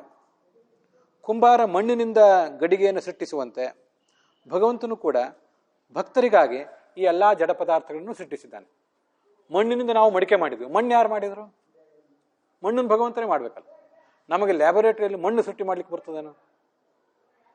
ಲ್ಯಾಬೊರೇಟರಿಯಲ್ಲಿ ನೀರಿದ್ದದನ್ನು ಆಮ್ಲಜನಕ ಮತ್ತು ವಾಯು ಮತ್ತು H2O ಅಂತ ಹೀಗೆಲ್ಲ ಬೇರ್ಪಡಿಸ್ಲಿಕ್ಕೆ ಬರ್ತದೆ. ಹೈಡ್ರೋಜನ್ ಆಕ್ಸಿಜನ್ ಅಂತ ಬೇರ್ಪಡಿಸ್ಲಿಕ್ಕೆ ಬರ್ತದೆ. ಆ ಮೂಲ ವಸ್ತುಗಳನ್ನು ಯಾವ ವಿಜ್ಞಾನಿಗಳಿಗೆ ಸೃಷ್ಟಿ ಮಾಡ್ಲಿಕ್ಕೆ ಬರ್ತದೆ? ಮೂಲ ಮಣ್ಣು, ನೀರು, ಬೆಂಕಿ, ವಾಯು, ಆಕಾಶ ಇದ್ದದ್ದನ್ನೇನಾದರೂ ರೂಪಾಂತರ ಮಾಡ್ಲಿಕ್ಕೆ ಬರ್ತದೆ ವಿಜ್ಞಾನಿಗಳಿಗೆ. ಇಲ್ಲದೇ ಇದ್ದದನ್ನು ಏನು ಸೃಷ್ಟಿ ಮಾಡ್ಲಿಕ್ಕೆ ಬರ್ತದೆ? ಭಕ್ತರ ಹಿತಕ್ಕಾಗಿ ಅವನು ಎಲ್ಲ ಗಡಿಗೆಗಳನ್ನು, ಕುಂಬಾರ ಗಡಿಗೆಗಳನ್ನು ಸೃಷ್ಟಿ ಮಾಡಿದಂತೆ, ಕಮ್ಮಾರ ಕಬ್ಬಿಣದ ವಸ್ತುಗಳನ್ನು ಸೃಷ್ಟಿ ಮಾಡಿದಂತೆ, ಅಕ್ಕಸಾಲಿಗ ಬಂಗಾರದ ಆಭರಣಗಳನ್ನು ಸೃಷ್ಟಿ ಮಾಡಿದಂತೆ ಭಗವಂತ ಈ ನಮ್ಮೆಲ್ಲರನ್ನು ಕೂಡ ಸೃಷ್ಟಿ ಮಾಡಿದ. ಅದರಿಂದಲೇ ಭಗವಂತನನ್ನು ಒಂದು ಕಡೆ ನಮಃ ಕುಲಾಲೇಭ್ಯ ಕರ್ಮಾರೇಭ್ಯ ಅಂತ ಶಾಸ್ತ್ರ ವರ್ಣನೆ ಮಾಡ್ತದೆ. ಕುಲಾಲ ಅಂದರೆ ಗೊತ್ತು, ಕುಂಬಾರ. ಕರ್ಮಾರ ಅನ್ನುವ ಸಂಸ್ಕೃತ ಶಬ್ದವೇ ಕನ್ನಡದಲ್ಲಿ ಕಮ್ಮಾರ ಆಗಿದೆ. ಕರ್ಮಾರ ಅಂತ ಕನ್ನಡದಲ್ಲಿ ಅನ್ನೋದು ಕಷ್ಟ, ಒತ್ತಕ್ಷರಗಳನ್ನು ಅನ್ನೋದು ಕಷ್ಟ. ಅಲ್ಲಿ ಕರ್ಮಾರ ಇದ್ದದ್ದು ಇಲ್ಲಿ ಕಮ್ಮಾರ ಆಯಿತು. ಭಗವಂತನೇ ಕುಂಬಾರ, ಭಗವಂತನೇ ಅಕ್ಕಸಾಲಿಗ, ಭಗವಂತನೇ ಕಮ್ಮಾರ. ಅದು ಒಬ್ಬ ಅಲ್ಲ, ಅವನು ಅನೇಕ ಜನ, ಅನೇಕ ಭಗವಂತನ ರೂಪಗಳು. ಇದೊಂದು ಮನೆ, ಅದೊಂದು ಮನೆ, ಇದೊಂದು ಮಠ, ಅದೊಂದು ಮಠ, ಹೀಗೆಲ್ಲ ಅನೇಕ ಜಡ ವಸ್ತುಗಳನ್ನೆಲ್ಲ ಸೃಷ್ಟಿ ಮಾಡುವಾಗ ಇದು ಒಂದು ಜಡ, ನಮ್ಮ ದೇಹನೂ ಒಂದು ಜಡನೇ ಅಲ್ಲ. ಇದನ್ನು ಸೃಷ್ಟಿ ಮಾಡುವಾಗ ಭಗವಂತನು ಒಂದು ರೂಪದಿಂದ ಇಲ್ಲಿರ್ತಾನೆ, ಅದನ್ನು ಸೃಷ್ಟಿ ಮಾಡುವಾಗ ಅಲ್ಲೊಂದು ರೂಪದಿಂದ ಭಗವಂತ ಇರ್ತಾನೆ. ಒಂದು ಮಗು ಹುಟ್ಟಿತು ಅಂದರೆ ಅಲ್ಲಿ ಭಗವಂತ ಒಂದು ರೂಪದಿಂದ ಬಂದು ಕೂತ್ಕೋತಾನೆ. ನಾವು ಮಕ್ಕಳು ಹುಟ್ಟಿದಾಗ, ಮೊಮ್ಮಕ್ಕಳು ಹುಟ್ಟಿದಾಗ ಸಂತೋಷ ಪಡ್ತಿರ್ತೇವೆ. ಆವಾಗ ಭಗವಂತ ಹುಟ್ಟಿದಾನೆ ಅಂತ ಸಂತೋಷ ಪಡುವುದನ್ನು ಕಲಿಬೇಕಂತ ಶಾಸ್ತ್ರ ಹೇಳ್ತದೆ. ತದಸ್ಯ ಪ್ರಥಮಂ ಜನ್ಮ, ದ್ವಿತೀಯಂ ಜನ್ಮ, ತೃತೀಯಂ ಜನ್ಮ. ಮಕ್ಕಳು ಹುಟ್ಟಿದಾಗೆಲ್ಲ ನಮ್ಮ ಮಗು ಹುಟ್ಟಿತಲ್ಲ, ಭಗವಂತ ಒಂದು ರೂಪದಿಂದ ಅಲ್ಲಿ ಹುಟ್ಟಿ ಬಂದ. ಮಕ್ಕಳನ್ನು ಎತ್ತಿ ಆಡಿಸುವಾಗೆಲ್ಲ ಭಗವಂತನ ಆಡಿಸ್ತಿದ್ದೀವಿ ಅಂತ ಸಂತೋಷ ಪಡಬೇಕು. ಇದು ಭಗವಂತನ ಅನೇಕ ಅವತಾರಗಳಿವೆ ಅಲ್ಲ. ರಾಮನ ಕಣ್ಣಿಗೆ ಕಾಣದೇ ಇರ್ಬೋದು, ಕೃಷ್ಣ ಕಣ್ಣಿಗೆ ಕಾಣದೇ ಇರ್ಬೋದು. ನಮಗೆ ರಾಮನ ಸಲುವಾಗಿ ಗುಡಿ ಕಟ್ಟಿ ಸಂಭ್ರಮಿಸ್ಬೋದು, ಕೃಷ್ಣನ ಸಲುವಾಗಿ ಗುಡಿ ಕಟ್ಟಿ ಸಂಭ್ರಮಿಸ್ಬೋದು. ಆ ಅವತಾರಗಳು ನಾವು ಈಗಿರುವ ಸ್ಥಿತಿಯಲ್ಲಿ ನಮಗೆ ಕಣ್ಣಿಗೆ ಕಾಣಿಸ್ತಿಲ್ಲ. ಆದರೆ ಭಗವಂತನ ನಮ್ಮ ಮಕ್ಕಳ ರೂಪದಲ್ಲಿ, ಮೊಮ್ಮಕ್ಕಳ ರೂಪದಲ್ಲಿ, ಮರಿಮಕ್ಕಳ ರೂಪದಲ್ಲಿ ಅವತಾರ ಮಾಡಿದ್ದಾನೆ. ಇದನ್ನು ನೋಡಿ ಸಂಭ್ರಮಿಸ್ಬೋದಲ್ಲ, ಸಂತೋಷ ಪಡ್ಬೋದಲ್ಲ. ಭಗವಂತ ಆ ಮಕ್ಕಳನ್ನು ಮೊಮ್ಮಕ್ಕಳನ್ನು ಎತ್ಕೊಂಡಾಗೆಲ್ಲ ಭಗವಂತನನ್ನೇ ಎತ್ಕೊಂಡಿದ್ದೀವಿ ಅಂತ ಸಂತೋಷ ಪಡ್ಬೋದಲ್ಲ. ಅದನ್ನು ಮಹಾಪುಣ್ಯ ಇದೆ. ಅದು ದೊಡ್ಡ ಭಗವಂತನ ಪೂಜಾ ಅಂತ ಹೇಳ್ತದೆ ಶಾಸ್ತ್ರ. ಎಲ್ಲ ಕಡೆ ಭಗವಂತ ಎಲ್ಲ ಕಡೆ ಪ್ರತಿಬಿಂಬನಾಗಿ ಇದ್ದೇ ಇದ್ದಾನೆ. ಒಂದೊಂದು ಕಡೆ ಒಂದೊಂದು ಥರದ ಪೂಜಾ. ಹೀಗೆ ದೀಪದಿಂದ ದೀಪದಂತೆ, ಮತ್ತು ನೀರಿನಲ್ಲಿ ಸೂರ್ಯನ ಪ್ರತಿಬಿಂಬಗಳು ಮೂಡುವಂತೆ, ಮಣ್ಣಿನಿಂದ ಗಡಿಗೆಗಳಾಗುವಂತೆ ಭಗವಂತ 3 ಥರ ಸೃಷ್ಟಿ ಮಾಡಿದ್ದಾನೆ. ಒಂದು ತನ್ನದೇ ಸೃಷ್ಟಿ, ತಾನೇ ರಾಮಕೃಷ್ಣಾದಿ ರೂಪಗಳಿಂದ ಹುಟ್ಟುವುದು ಒಂದು. ಮತ್ತು ತಾನು ಮೇಲೆ ಬಿಂಬನಾಗಿ ನಿಂತು ಪ್ರತಿಬಿಂಬರಾದಂಥ ಈ ಎಲ್ಲ ಜೀವರನ್ನು ಸೃಷ್ಟಿಸಿರುವುದು ಒಂದು ಜೀವ, ಇದು ಒಂದು. ಜಡದ ಸೃಷ್ಟಿ ಇನ್ನೊಂದು. ವಾಸ್ತವಿಕವಾಗಿ ನಮ್ಮ ದೇಹಕ್ಕೂ ಗಡಿಗೆಗೂ ವ್ಯತ್ಯಾಸ ಏನಿಲ್ಲ. ಇದನ್ನೆಲ್ಲ ಬೇಕಾಷ್ಟರಿ ನಾವು ನಾಮದೇವರು ಇತ್ಯಾದಿಗಳ ಭಕ್ತ ಕುಂಬಾರನ ಕಥೆಯಲ್ಲೆಲ್ಲ ನೋಡೇ ಇದ್ದೇವೆ. ಈ ಗಡಿಗೆಗೂ ನಮ್ಮ ದೇಹಕ್ಕೂ ವ್ಯತ್ಯಾಸ ಎಷ್ಟಿದೆ? ಗಡಿಗೆನೂ ಒಂದು 2-3 ವರ್ಷ ಇರ್ತದೆ. ಎತ್ತಿ ಕುಕ್ಕಿ ಹಾಕಿದ್ರೆ ಅದು ಸತ್ತೋಗ್ತದೆ. ಕುಕ್ಕದೆ ಗಡಿಗೆಯನ್ನು ಹಾಗೆ ಸುಭದ್ರವಾಗಿ ಒಂದು ಕಪಾಟಿನಲ್ಲಿ ಇಟ್ಟಿದ್ರೆ, ಅದನ್ನು ಜೋಪಾನವಾಗಿ ಜತನದಿಂದ ಕಾಪಾಡ್ಕೊಂಡು ಬಂದರೆ ಗಡಿಗೆನೂ ಕೆಲವು ಕಾಲ ವರ್ಷ ಇರ್ತದೆ. ಅಂತೂ ಒಂದು ದಿವಸ ಗಡಿಗೆನೂ ಹೋಗಬೇಕು, ನಮ್ಮ ದೇಹವೂ ಹೋಗಬೇಕು. ಅರ್ವಾಗ್ ಬಿಲಸ್ ಚಮಸ ಊರ್ಧ್ವಬುದ್ನಃ ತಸ್ಮಿನ್ ಯಶೋ ನಿಹಿತಂ ವಿಶ್ವರೂಪಂ ಅಂತ ಹೇಳ್ತದೆ ಉಪನಿಷತ್ತು. ಗಡಿಗೆ ನೋಡೋಣ, ಮೇಲೆ ಅದ್ರ ಬಾಯಿ ಸಣ್ಣದಿರ್ತದೆ, ಕೆಳಗೆ ಅದ್ರ ಬುಡ ದೊಡ್ಡದಿರ್ತದೆ. ನಮ್ಮದು ಹೀಗಿದೆ, ಮೇಲೆ ಸಣ್ಣದಿದೆ, ಕೆಳಗೆ ನಮ್ಮದು ಹೀಗೆ ಶರೀರ ಹೀಗಿದೆ. ಅರ್ವಾಗ್ ಬಿಲಹ ಚಮಸಃ ಊರ್ಧ್ವಬುದ್ನಃ, ನಮ್ಮ ಶರೀರ ಹೀಗಿದೆ. ನಮ್ಮ ಶರೀರವೇ ಒಂದು ಗಡಿಗೆ ಅಷ್ಟೇ. ಇದನ್ನು ಭಗವಂತನೇ ಕುಂಬಾರನಾಗಿ ಸೃಷ್ಟಿ ಮಾಡಿದ.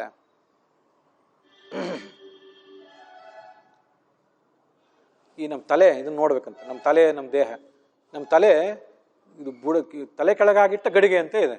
ಇದು ಗಡಿಗೆ ಕಂಠ. ತಲೆ ಮೇಲೆ ದೊಡ್ಡದಾಗಿದ್ದು ಕೆಳಗೆ ಕುತ್ತಿಗೆ ಸಣ್ಣದಾಗಿರ್ತದೆ. ಗಡಿಗೆಯನ್ನು ತಲೆ ಕೆಳಗಾಗಿಟ್ಟಂತಿದೆ ಅಂತ ಶಾಸ್ತ್ರ. ಇದು ಒಂದು ಗಡಿಗೆನೇ. ಒಳಗೇನಾದರೂ ಹಾಲು ನೀರು ಹಾಕಿದರೆ ಸಾರ್ಥಕ, ತತ್ವಜ್ಞಾನ ಹಾಕಿದರೆ ಸಾರ್ಥಕ. ಇಲ್ಲದೆ ಹೋದರೆ ಕುಂಬಾರ ಅದನ್ನು ಮಾಡಿದ, ದುಡ್ಡು ತೊಗೊಂಡ, ಮಾರಾಟ ಮಾಡಿದ, ಅದನ್ನು ಹಾಗೇ ತಲೆಯಲ್ಲಿ ಮನೆಯಲ್ಲಿ ತಂದು ಇಟ್ಟಿದ್ರೆ, ಅಲಂಕಾರಕ್ಕೆ ಇಟ್ಟಿದ್ರೆ ಅದರಿಂದ ಏನು ಉಪಯೋಗವೂ ಇಲ್ಲ. ಅದರಿಂದ ಹಾಲಾದರೂ ಹಾಕಬೇಕು, ನೀರಾದರೂ ಹಾಕಬೇಕು, ಇಲ್ಲ ಸಂಗೀತದಲ್ಲಿ ಅದನ್ನೊಂದು ವಾದ್ಯವಾಗಿ ಬಳಕೆ ಆದರೂ ಮಾಡಬೇಕು. ಅಷ್ಟಾದರೆ ಈ ದೇಹ ಹುಟ್ಟಿದ ಸಾರ್ಥಕ, ಭಗವಂತನ ಸೇವಾಕ್ಕಾಗಿ ಮೀಸಲಾಗಬೇಕು. ಇಲ್ಲದೆ ಹೋದರೆ ಗಡಿಗೆ ಹುಟ್ಟಿತ್ತು, ಒಂದು ದಿವಸ ಯಾರೋ ಕುಕ್ಕಿ ಒಡೆದು ಹಾಕಿದ್ರು, ಹೋಯ್ತು, ಮುಗಿದೋಯ್ತು. ಈ ಥರ ಇಷ್ಟನ್ನೆಲ್ಲ ಮಾಡಿದೆ. ಯಾಕೆ ಮಾಡಿದ ಇದನ್ನು ಭಗವಂತ ಅಂದರೆ? ಅವನಿಗೇನಾದರೂ ಪ್ರಯೋಜನ ಇದೆಯೇನೋ? ಭಗವದ್ಗೀತಾದಲ್ಲಿ ನಾವು ಇದನ್ನು ಕೇಳಿದ್ದೇವೆ. ನ ಅನವಾಪ್ತಂ ಅವಾಪ್ತವ್ಯಂ, ನನಗೆ ಇದರಿಂದ ಏನೂ ಆಗಬೇಕಾಗಿಲ್ಲ ಈ ಜಗತ್ತಿನಿಂದ, ಆದರೂ ಎಲ್ಲ ಕೆಲಸ ಮಾಡ್ತಿದ್ದೇನೆ. ಯಾಕೆ ಮಾಡ್ತಿದ್ದೇನೆ ಅಂದರೆ ನಿಮಗಾಗಿ ಮಾಡ್ತಿದ್ದೇನೆ. ನಾನು ಮೊನ್ನೆ ಕಥಾ ಒಂದು ಹೇಳಿದೆ. ಬೀಜ ಬಿತ್ತಿರ್ತಾರೆ ರೈತರು. ಯುವಕರಾದವರು ಬೀಜ ಬಿತ್ತಿದರೆ ಇನ್ನೊಂದು ಕೆಲವು ಕಾಲಗಳಲ್ಲಿ 2-3 ತಿಂಗಳಲ್ಲಿ 1 ವರ್ಷದ ನಂತರ ಅದರ ಫಲ ಬರ್ತದೆ.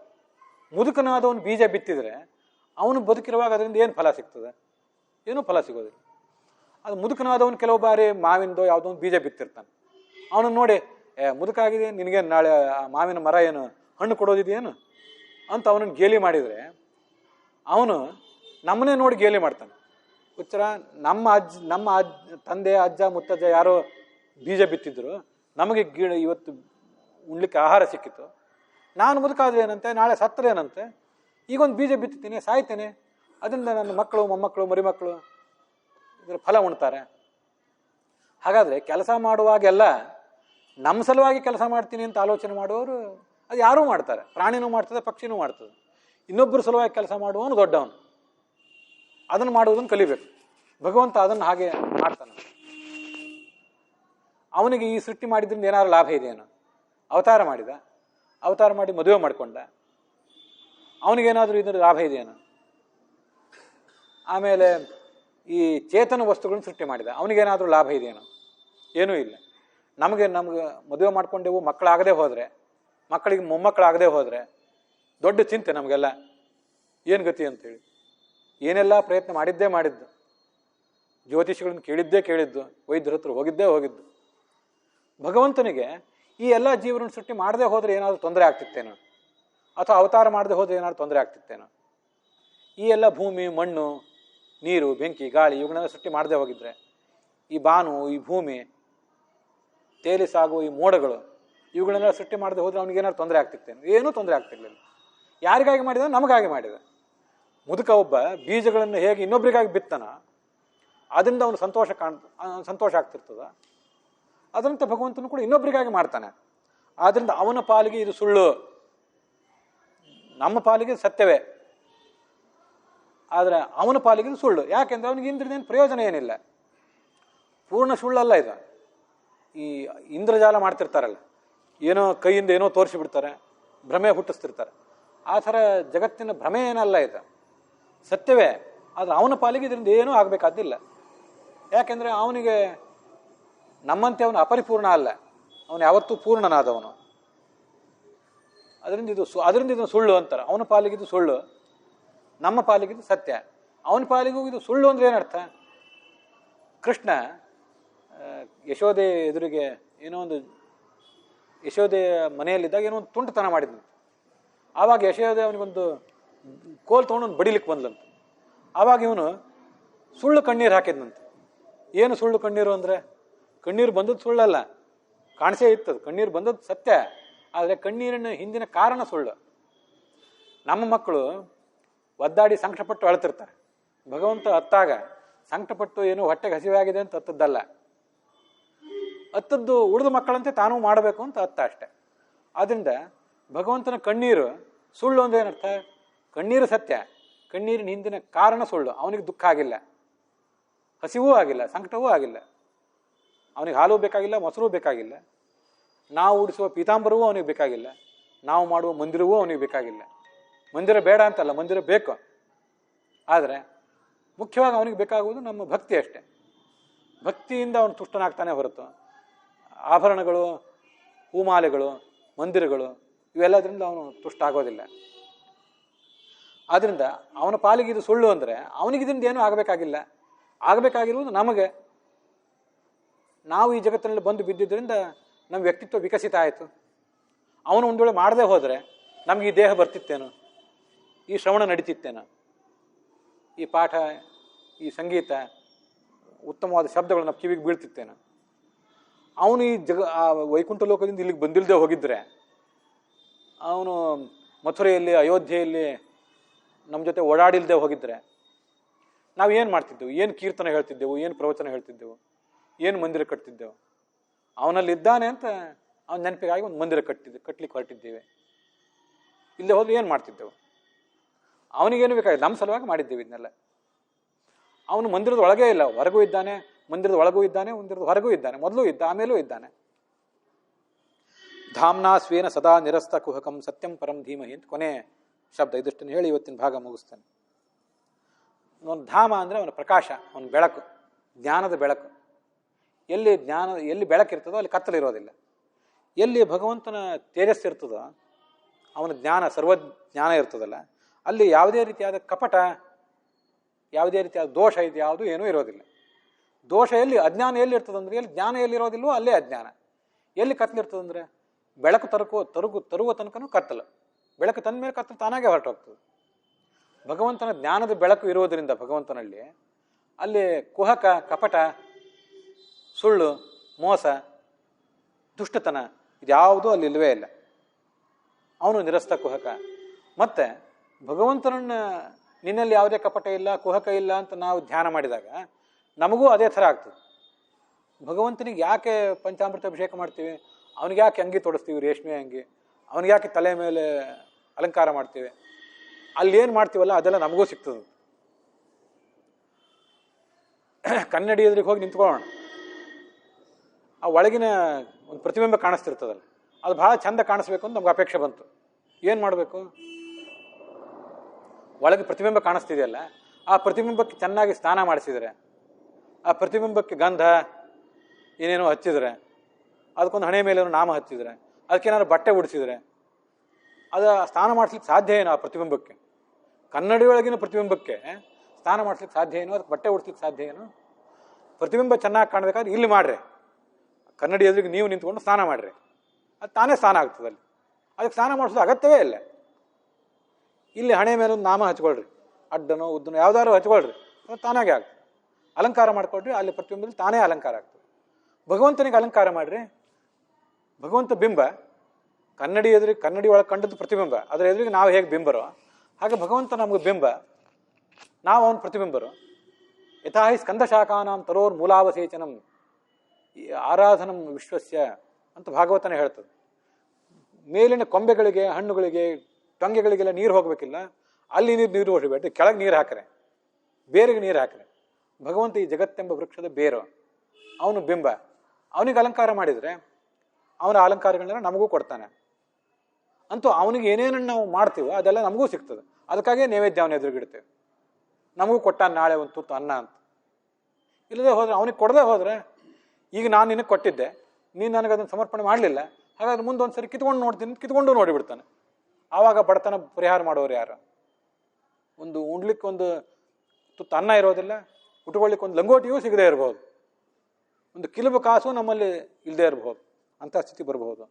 ಭಗವಂತನನ್ನ ನಿರ್ದೋಷ ಕಪಟವಿಲ್ಲದವನು ಅಂತ ಉಪಾಸನೆ ಮಾಡಿದರೆ ನಮಗೂ ನೀನು ಕಪಟವಿಲ್ಲದವನಾಗು, ಸ್ವಚ್ಛವಾದ ಹೃದಯ ಉಳ್ಳವನಾಗು, ಕಪಟವಿಲ್ಲದ ಧರ್ಮಾಚರಣೆ ಮಾಡು ಅಂತ ನಮ್ಗೆ ಆಶೀರ್ವಾದ ಮಾಡ್ತಾನೆ. ಸತ್ಯಂ ಪರಂ ಧೀಮಹಿ.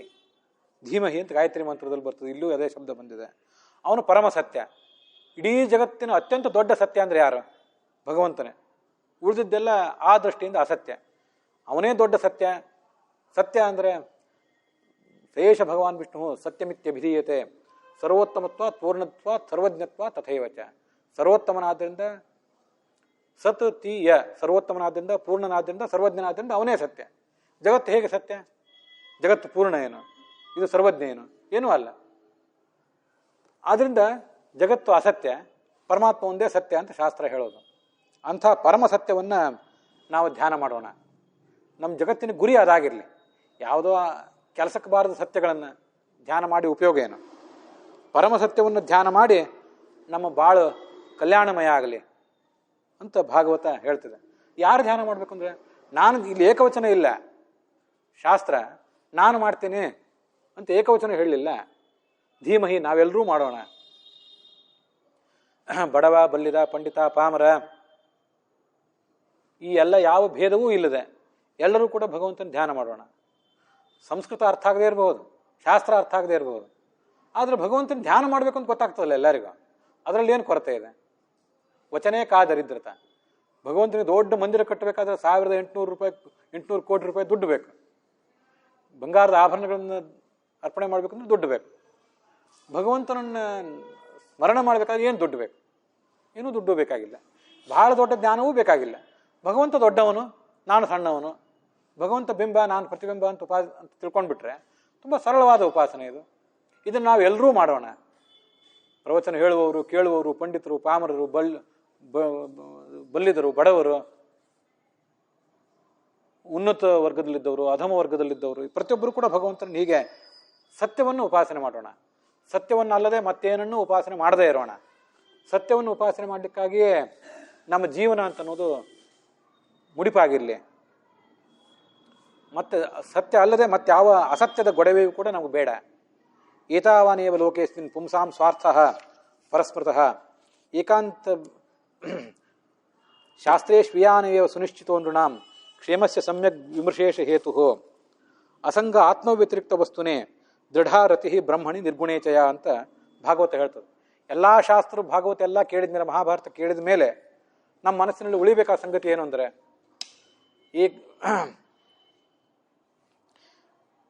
ಅಸಂಗ ಆತ್ಮವ್ಯತಿರಿಕ್ತ ವಸ್ತುನೇ, ಭಗವಂತ ಒಂದನ್ನು ಬಿಟ್ಟು ಉಳಿದ ಎಲ್ಲ ಜಡ ಚೇತನಗಳ ಬಗ್ಗೆ ತಿರಸ್ಕಾರ, ಇದು ನಮ್ಗೆ ಬೇಡ ಅಂತ.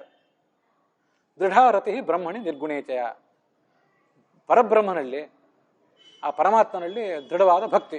ಇವೆರಡೇ ನಾವು ಗಳಿಸಬೇಕಾದ ಗುರಿ. ಎರಡೇ: ಜಗತ್ತಿನ ಬಗ್ಗೆ ನಿರ್ಲಕ್ಷ್ಯ ತಾತ್ಸಾರ, ಭಗವಂತನ ಬಗ್ಗೆ ದೃಢವಾದ ಭಕ್ತಿ ಗಮನ. ಇದೇ ಎಲ್ಲ ಶಾಸ್ತ್ರಗಳ ಸಾರವೂ ಕೂಡ. ಕೇವಲ ಭಾಗವತ ಅಲ್ಲ, ಭಗವದ್ಗೀತೆ ಅಲ್ಲ, ಮಹಾಭಾರತ ಅಲ್ಲ, ಬೈಬಲು, ಖುರಾನ್, ಎಲ್ಲ ಶಾಸ್ತ್ರಗಳ ಸಾರವೂ ಕೂಡ ಇದೇನೆ. ಇದ್ರ ಬಗ್ಗೆ ಏನು ಯಾರಿಗೂ ವಿವಾದ ಇರಲಿಕ್ಕಿಲ್ಲ. ಉಳಿದ ಸಣ್ಣ ಪುಟ್ಟ ವಿಷಯಗಳ ಬಗ್ಗೆ, ಆಚಾರಗಳ ಬಗ್ಗೆ, ವಿಚಾರಗಳ ಬಗ್ಗೆ ವಿವಾದ ಇರಬಹುದು. ಆದರೆ ಭಗವಂತನನ್ನು ಭಕ್ತಿ ಮಾಡಬೇಕು, ಭಗವಂತನನ್ನು ಬಿಟ್ಟು ಬೇರೆ ಯಾವುದ್ರ ಬಗ್ಗೆನೂ ಭಕ್ತಿ ಬೇಡ ಅನ್ನೋ ವಿಷಯದ ಬಗ್ಗೆ ಯಾವ ಶಾಸ್ತ್ರಕ್ಕೂ ಕೂಡ ಭಿನ್ನಾಭಿಪ್ರಾಯ ಇರಲಿಕ್ಕೆ ಸಾಧ್ಯವೇ ಇಲ್ಲ. ಎಲ್ಲ ಶಾಸ್ತ್ರಗಳ ಸಾರವೂ ಕೂಡ ಅದೇ ಆಗಿದೆ. ಅದನ್ನು ತಿಳ್ಕೊಂಡು ಭಾಗವತದ ಪ್ರವಚನಕ್ಕೆ ನಾವು ಮುಂದೆ ತೊಡಗೋಣ. ಅಲ್ಲಿಗೆ ಈ ಭಾಗ ಸಮಾಪ್ತವಾಗಿದೆ. ಹುಸಿಯ ನಾಡಿ ಹೊಟ್ಟೆ ಹೊರೆವ, ವಿಷಯದಲ್ಲಿ ರಸಿಕನೆಂದು ಹುಸಿಗೆ ಹಾಕಿದಿರೋ ಇನ್ನು ಋಷಿಕೇಶನೇ, ಈಶನಿನ್ನ ಚರಣ ಭಜನೆ ಆಸೆಯಿಂದ ಮಾಡುವೆ, ದೋಷ ರಾಶಿ ನಾಶ ಮಾಡು ಶ್ರೀಶಕೇಶವ. ಶ್ರೀಕೃಷ್ಣಾರ್ಪಣ ವಸ್ತು.